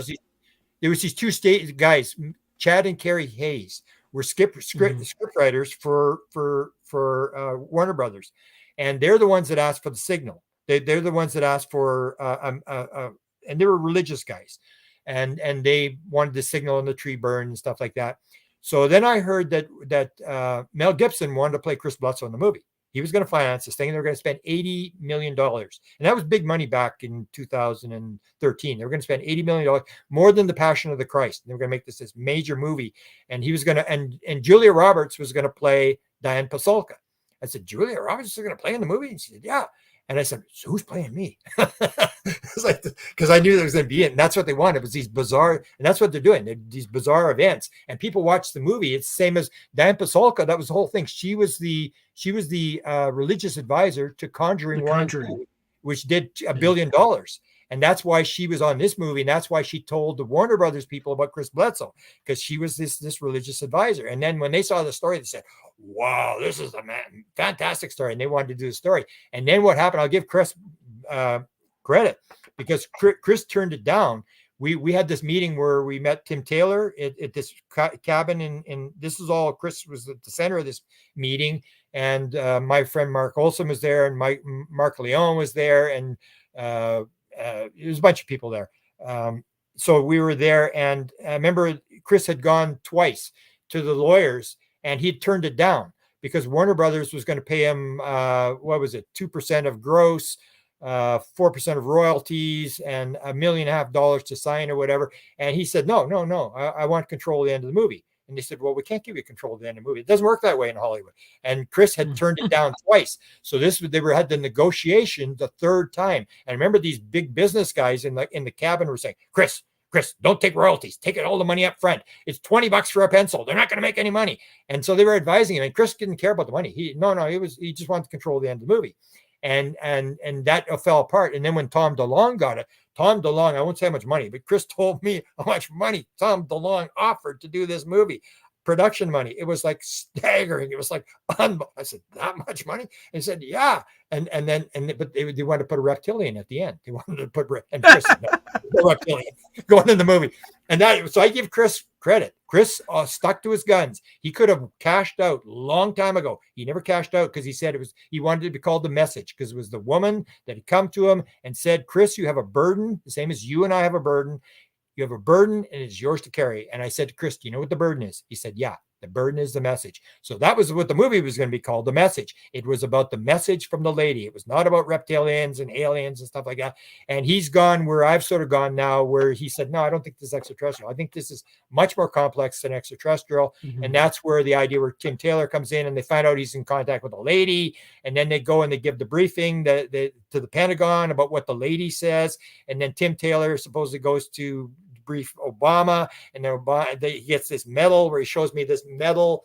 And I said, it looks like a medal from the Olympics. I said, where'd you get that, Chris? He said, I can't tell you where I got it from. I can just tell you where it came from. And he goes to the next photograph, and there's a mailing envelope from Camp David. And they go, holy shit. And it's like, somebody's paying attention to this guy. And that was the whole deal, was this, the lady was the important thing. And Chris told me that all the intelligence agencies, when they heard about the lady, That's when everybody started paying attention that this was this divine feminine or whatever. I don't know what's going on. And Chris went into this idea that this is a spiritual thing. And I wasn't as much on board. Now I'm starting to see that this may be where this thing's going.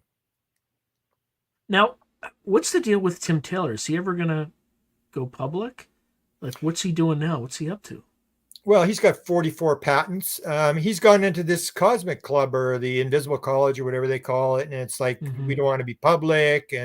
But when I talked to him, the reason I used his name, everybody was using Tyler D. And I said, when I talked to him, he was not, there was no secret. He didn't say, keep my name secret or whatever. I didn't even know who the guy was. I mean, I always say, if I had known who this guy was in that cabin, I would have paid a lot more attention to what he was saying. I would have asked some questions. I didn't know who he was. All I know is he'd had this experience. And he'd had this download that he'd put on the space shuttle. He told me about how he couldn't get this thing on the space shuttle. And they were sort of telling him he's crazy. And it has to do with metal and tissue and stuff. And all this stuff is medical stuff. It's all positive type stuff that he's getting from these beings. And so when I had the meeting with him, he actually introduced me to an experiencer. And that's when I started to learn this idea that Tim was following these experiencers around. And he said, there's these two experiences. And the one woman, I can't remember, he phoned her and she wasn't home. And he said, there's this woman that I talked to that may live near you. She used to live near you. And I said, where? And he said, Steinbach, Manitoba. I said, that's like 30 miles out of my where I live.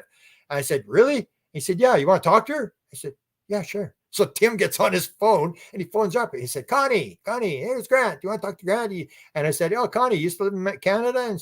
And I know this woman. I know her very well now. And I would talk to her and exactly what Tim did is what everybody else has to do. So I said, well, what are you doing? And he said, well, Tim, I keep these lists for him. So she has premonitions. She had premonitions so direct that she said it was like being on the internet 24/7. And she gave me some of these things that I actually tracked down and she started crying. There's an interview. I don't know if I'll ever release it, but she was kind of, she was crying when she had these things. One was a coal mine disaster where these 16 guys are underground in Utah or something like that. And they send in a team to rescue them. And there's another collapse and these 3 guys die. And then they call off the rescue. And she's down below with these guys who are still alive. And she's live with these people. And she's just horrible type stuff. And then she has the one with the train in China where these trains are on the same track. It's an elevated train track. And there's a mountain in the background she describes. And I find the Utah story and I find an actual picture of this train wreck where the train is hanging off the track. And there's the mountain in the background and the trains are on the same track and stuff like that. And so she had that, and she actually told the beings at one time, she said, I can't take it anymore. I can't. I can't do this anymore. And she said it stopped for a while. And then she said, okay, I go. So Tim was following this, and he was also following other paranormal events that she had. And she was just recording this stuff for Tim. So Tim had all these experiences, which is where I learned the idea that you got to follow these experiences and say, what do you experiences are you having, and start recording it, and you start seeing these parallels between other experiences. And that's where Tim's an experiencer, and so is Gary Nolan's experiencer, and Eric Davis is an experiencer, and Hal Puthoff's kid is an experiencer. Hal may be an experiencer, and you start realizing that that's how these people all get down the rabbit hole. Jacques Vallée is an experiencer, and you start to realize that this phenomena is picking people, and people have roles to play. And so Tim took his seriously. And but he never wants to be on the record, even though there's a book that he wrote and stuff like that. And he's just sort of disappeared off the map. I don't think he even talks to Dan Pasolka anymore. He just doesn't want to be sort of public. And I don't think he talks to Chris because Chris, like me, sort of told the story. So he's sort of been burned by, now he's out there, his name is out there and stuff like that. And he just sits in the background and does his thing. Same as all these other guys who are in this invisible college or whatever you want to call it. They're sitting in the background, they're gathering material, and they're never going to release it to anybody. There's no way, because it's all patents and it's about knowing more. And if you release what you've got, then you expose your sources and nobody's going to talk to you. And that's what they're really deathly afraid of, is everybody stopping to talk to them. Because they said these guys, whatever you want to think about them, evil, whatever, aviary or whatever, they're trying to figure it out as well. And then they meet each other and they say, oh, there's this Avery and there's all these other, well, then they talk to these people. You got a clearance? What did they tell you? And then, so Hal Puthoff and Kid Green and all these guys together. And that's what NIDS did. That's what Bigelow had money. So what does he do? He did a very smart thing. He brings in all the top people and picks their brain. for thousands of dollars a day. And that's what you do. And that's what we've got to do, is we've got to go to these things and stay away from the conspiracy and the Illuminati, because they want the Illuminati. They want you to believe there's an Illuminati. They want you in France down some dark alley, because you're never going to find it. There is no Illuminati, and you're off the radar if you start looking for this.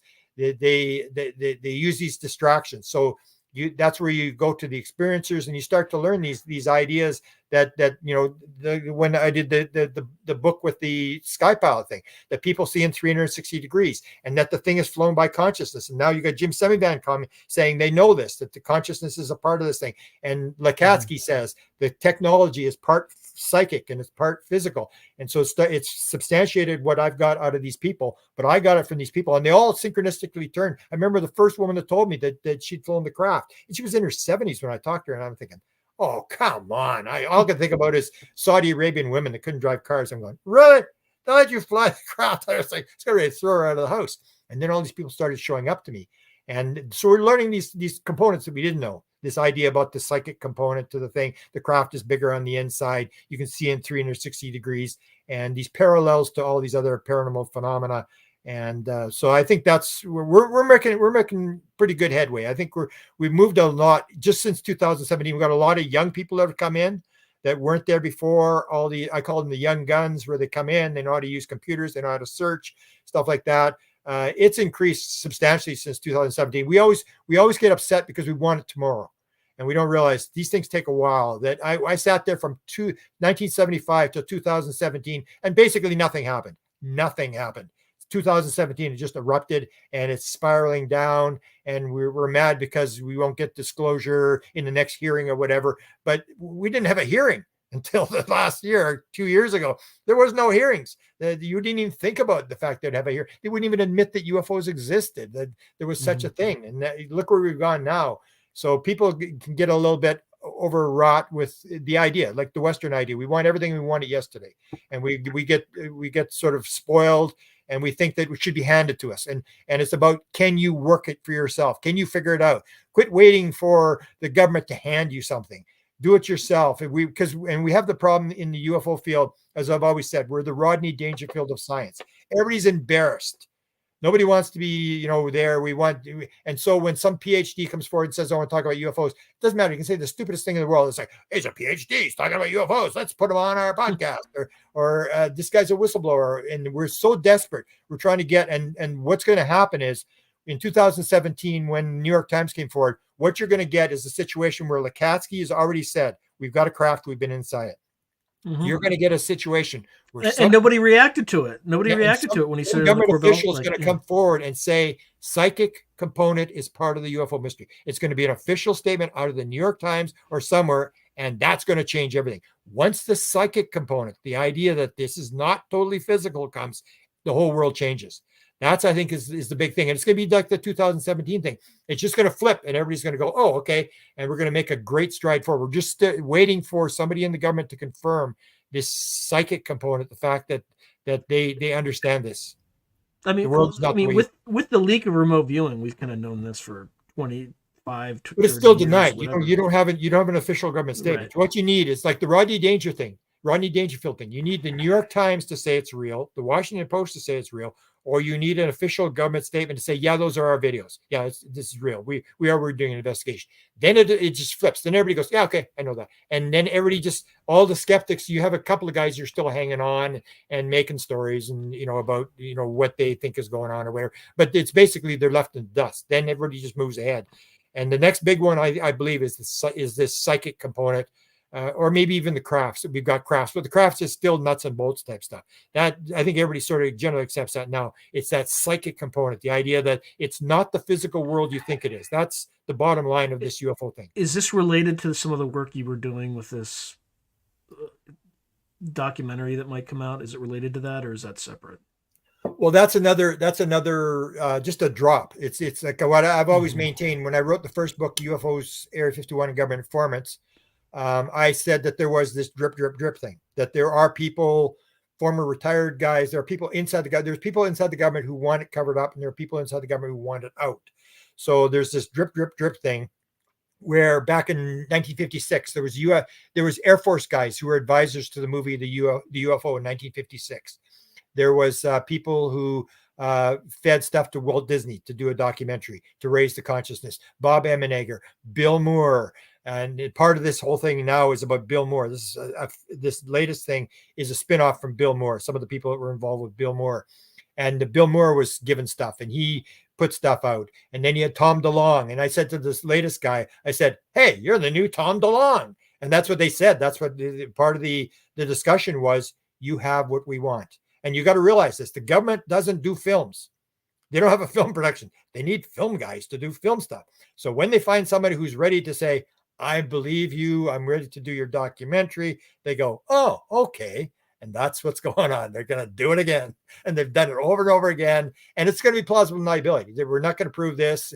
It's going to be, when I heard the evil alien thing, I go, oh shit, it's going to be this, true, false, and it's just going to be raise the consciousness a little bit more. Expose some names, and it's all because they can walk away from it. Same as the aliens can walk away from it as well. That's why they don't disclose.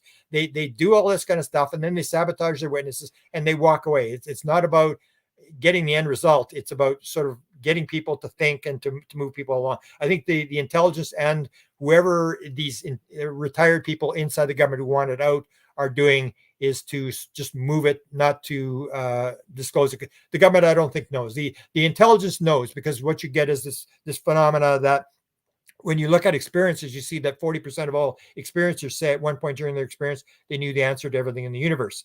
31% of people inside a near-death experience say at one point in your experience, they knew the answer to everything in the universe.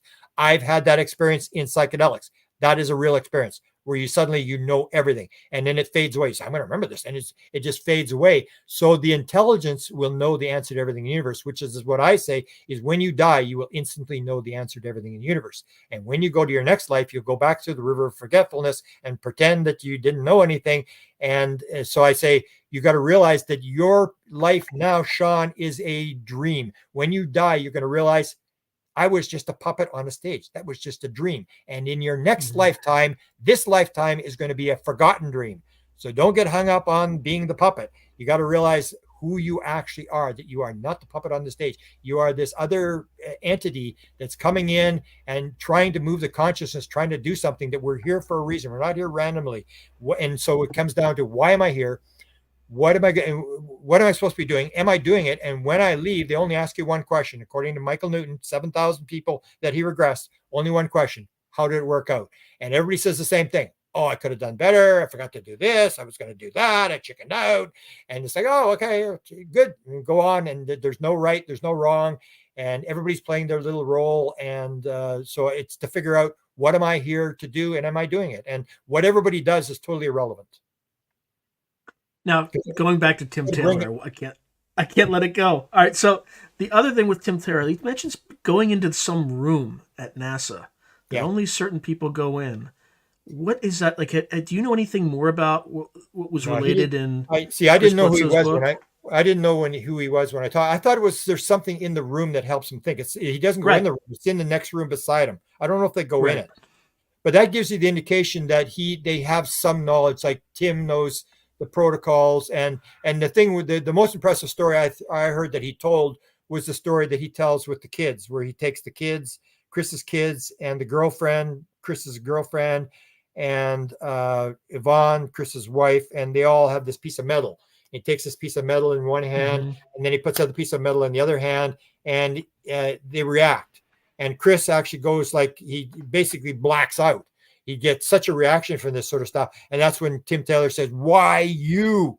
And what it was if you've been face to face with an entity, you will react to this thing. And the girlfriend didn't react. So Chris's girlfriend, I think there was no reaction, but everybody in the Bledsoe family reacted. So you see that kind of stuff, and you realize they have something. So they understand this idea about the metals. Or my friend that took Tim to the gifting field. Now there's just some debate about whether it's the same gifting field, but my friend Mark Olson takes Tim. He's at a conference, the UFO Congress, and he meets Tim there, and then he takes him to this field. And he said that now he's saying he doesn't remember what Tim said, but I recall that he said that when Tim saw the metal, he said, "This is the real deal," and he got all excited about this. This is real stuff. And so he's doing this stuff on the metals and stuff. But again, it's like Tim is filing patents, so he's making money out of it. Plus, he's got a security clearance, and you can't expect these people to do security clearance. That's why I said Burchett. It's this phony thing where it's like these congressmen are saying, we want this out on the table, and then, okay, you were in a briefing. What did they tell you? Oh, I can't talk. It's security. It's like, well, that's how they get you. They tell you what you want to know, and then because they pulled you into a skit. But if you want this guy to break a security clearance, then own up and break the security clearance yourself. You're expecting these guys to go and break their security clearances, because these people they basically have security clearances and they're gone. If they get exposed and say something, it's what they called intelligence blowback. That's when one of the stories I leaked, I was told, now we have to wait for the intelligence blowback to see whether somebody's going to lose their job and lose their security clearance, because the guy above them, like Elizondo. So Elizondo said, I can't talk about this, which means there's somebody above Elizondo who's watching what Elizondo's saying. And if he steps over the line, so there are people who have certain things, but Elizondo is being told, tell him this, tell him that. And it's this gradual sort of thing. And everybody's playing this sort of game. And that's why I called the third book called Drip Drip, because as soon as I heard what was going on, I was helping set this thing up. And I go, this is the same thing as this drip drip thing. It's like slowly release it. The intelligence is slowly releasing it, and so is the government slowly releasing it. It's like they're moving us along, and enjoy the ride and do what you can to move the ball down the field, because we're all, I think, part of this game. And it doesn't matter if we figure it out today or tomorrow or whatever. It's the ride that's the important thing. Are you familiar with the novella Chains of the Sea? No, never heard. Okay, so this is the book that Lou Elizondo, not book, but novella that Lou Elizondo mentioned. It's written by Gardner Doujou, who was a science fiction writer.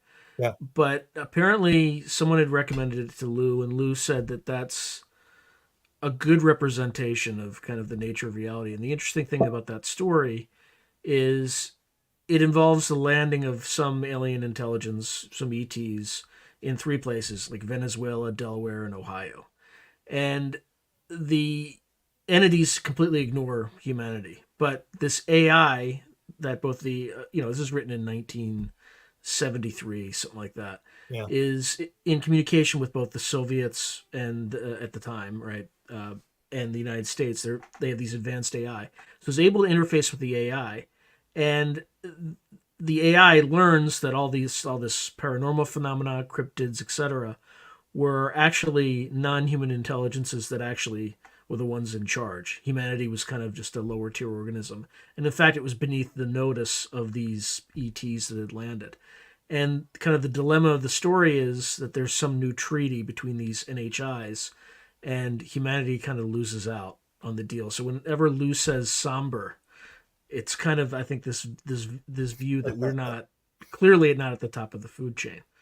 Yeah, anyway, what do you make of it? That goes back to the evil alien thing, which I have grave reservations. If you're talking military guys, it's always the evil alien thing, where they're a threat, and it's like even the idea of ETs, or it's all a game. It's all us creating reality.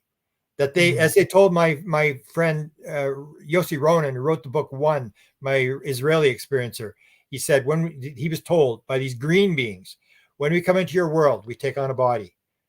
We can take on whatever body we want. We don't have to use a body, but we have to, in order to operate in your world. You can do the same thing. You don't realize it. And that's this idea. There may not be any time and space. There may not be any as John Wheeler said, the intellectual successor to Einstein at Princeton.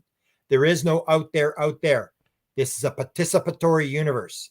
The idea, it's all within your head. It's all ooly stuff. It's all consciousness stuff.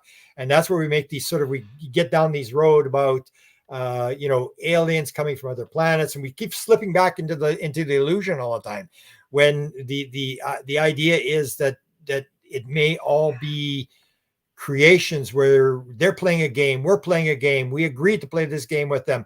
It's all ooly stuff. It's all consciousness. That's where the beings say, when you can interpret, when you can see within your head where you want to go, when you can imagine it. They told the one woman, 2 women that were on board, when you can imagine it in your head, push the button, and said, boom, we're on the other side of the galaxy instantaneously on the other side of the universe. It was unbelievable. And it's like instantaneous. So if Ron Johnson goes 50,000 light years and these two women go on the other side of the universe instantaneously, is there time and space? Something seriously wrong with our interpretation of time and space, that it may be all impressions, all in your head. It's all a dream where you can, you have these people who have this latest book that I just blew me away. This thing with comas, people put into these induced comas who almost like the people with the DMT, where they say, I was gone for 2,500 years. I lived all these lives. I built this forest on a mountain and stuff like that. I was there for 2,500 years and they were gone 10 minutes. That's that's the kind of universe I think we're in, where it's so different than people think it is. That we think that there's even the idea of AI. There's going to be AI, but it's always going to be the same thing. It's going to be biological. There is no the Tao Te Ching, the smallest religious book of all time, said the Tao that can be named is not the Tao. The name that can be named is not the eternal name. The Tao is the beginning of heaven and earth. The Tao is the mother of 10,000 things. When you name it, it's wrong. The Tao that can be named, what we do in science, it's all a verb. It's all consciousness. It's all spiritual. When you name it, that's what we do in science. We put names on it. We say it's inanimate. There's big objects and little objects, and the big objects go on top of the little objects and stuff like that. When you name it, you're immediately wrong. It's all conscious, it's all alive, and it's all connected. And that's what we got to remember. It's this consciousness thing where there may not be any physical stuff at all. You break all the physical stuff down, it comes down to energy. And we've learned that through quantum physics, that the quantum physics is going the way of the UFO. That it's the same sort of world. Now they've come in at the bottom of the ninth inning and they said, oh, it may be a simulated universe. It's like, we've been talking about this for 100 years in the the UFO spiritual world, and they've come in and it's suddenly, because some scientist says now it's legitimate. It's like, oh yeah, be this illusion type thing. But the UFO stuff, that's been going on for a long time. So you can see science. Well, the concept of Maya has been around for thousands of years. Right? Yeah. And you see, that's the thing. The way they got it is through meditation. That the idea is that you can get into the field. All the answers are in the field. UFO experiencers will say, at one point during my experience, I knew the answer to everything in the universe. It's all in the field. It's the ability to shut down the rational, analytical left brain, the default mode network, and get in the field. And some people can get in the field a little bit, and some people can shut it right down, whatever their method is. And those are the people you got to listen to. And people who are on the UFO abduction type thing, they'll tell you it's a different time and space. It's a different vibration. They're not in this world anymore. They're in this other side. And therefore what they say is extremely important. And we've got to listen to those people and realize that the world is not the way we think it is. And that's what they're doing. That's why I say they're doing the theory of wow. They're doing stuff like a classroom in another planet, where the grade one class, they say, oh, got this planet here, and we got to get an idea. How should we do this? And the grade one says, hey, let's put some lights on crafts and fly them around. Like, why do UFOs have lights on them? So you can see them. They don't need lights. They're doing that on purpose. And then the grade two class says, oh, wow, we should do crop circles. Oh, that's a good idea. We'll do crop circles. And then the grade three class says, oh, let's do abductions. And the grade four class says, let's do cattle mutilations to talk about the nuclear weapons downwind and downstream from stuff. And it's all a game, or they're doing this sort of game, and we're all part of this game, and it's just to raise consciousness. And in the end, you realize it's a dream. Oh, I was playing this game. These guys, oh, I know who these guys are now. I know who these guys are. We all played this game, and did we do good to raise consciousness? And then people will say, I'm going to get off the karmic wheel. And I would say, what do you mean you're going to get off? How many billion years do you think you can sit on the beach in Hawaii and drink Mai Tais? Come on. You go back again. You say, okay, what are we going to do next? Oh, let's go and go to this planet. Let's raise consciousness here. Let's make because what it is it's a loop. If it's made out of consciousness, we're creating the heavens and the earth. So the earth gets more, the universe gets more complex. We feed it in, and it loops out, and we get it, and we feed it in, and it gets more complex and bigger and more grand. And that's what's happening. We're just making this universe, and it's all ooly stuff. There's no beginning, there's no end. And that's what I think the intelligence is indirectly telling us as it goes along. It's trying to shatter our naive reality. We think it's made out of nuts and bolts. It's inanimate. There's nothing beyond random chance and stuff like that. And you go, no. And the comes down to, if there's paranormal phenomena, these people are telling the truth about paranormal phenomena, there's something wrong with our theories. It would not be happening if our theories are right. There's something. That's what Gary Nolan said. That's where the Nobel Prizes come. You go after the paranormal phenomena, and that's where you're going to get the Nobel Prizes from. I agree. So we still have about 5 minutes or so, 6 minutes. And what can people do? Well, two questions. The first question is, what can people do to kind of participate in trying to learn more about this phenomena and just experiencing for their own what the greater reality might be? Well, if they're tapped into, what we are, I think it's less random. That you've got to figure out, why are you seeing something that I don't think it's that random where people get into the UFO field and they'll say to me, I don't think I'm really involved. I have a couple of dreams about aliens. And I say, anything else weird happened in your life? Oh yeah. And they start telling all these weird stories and stuff that people have to figure out, what is my role, and be open to when something comes out.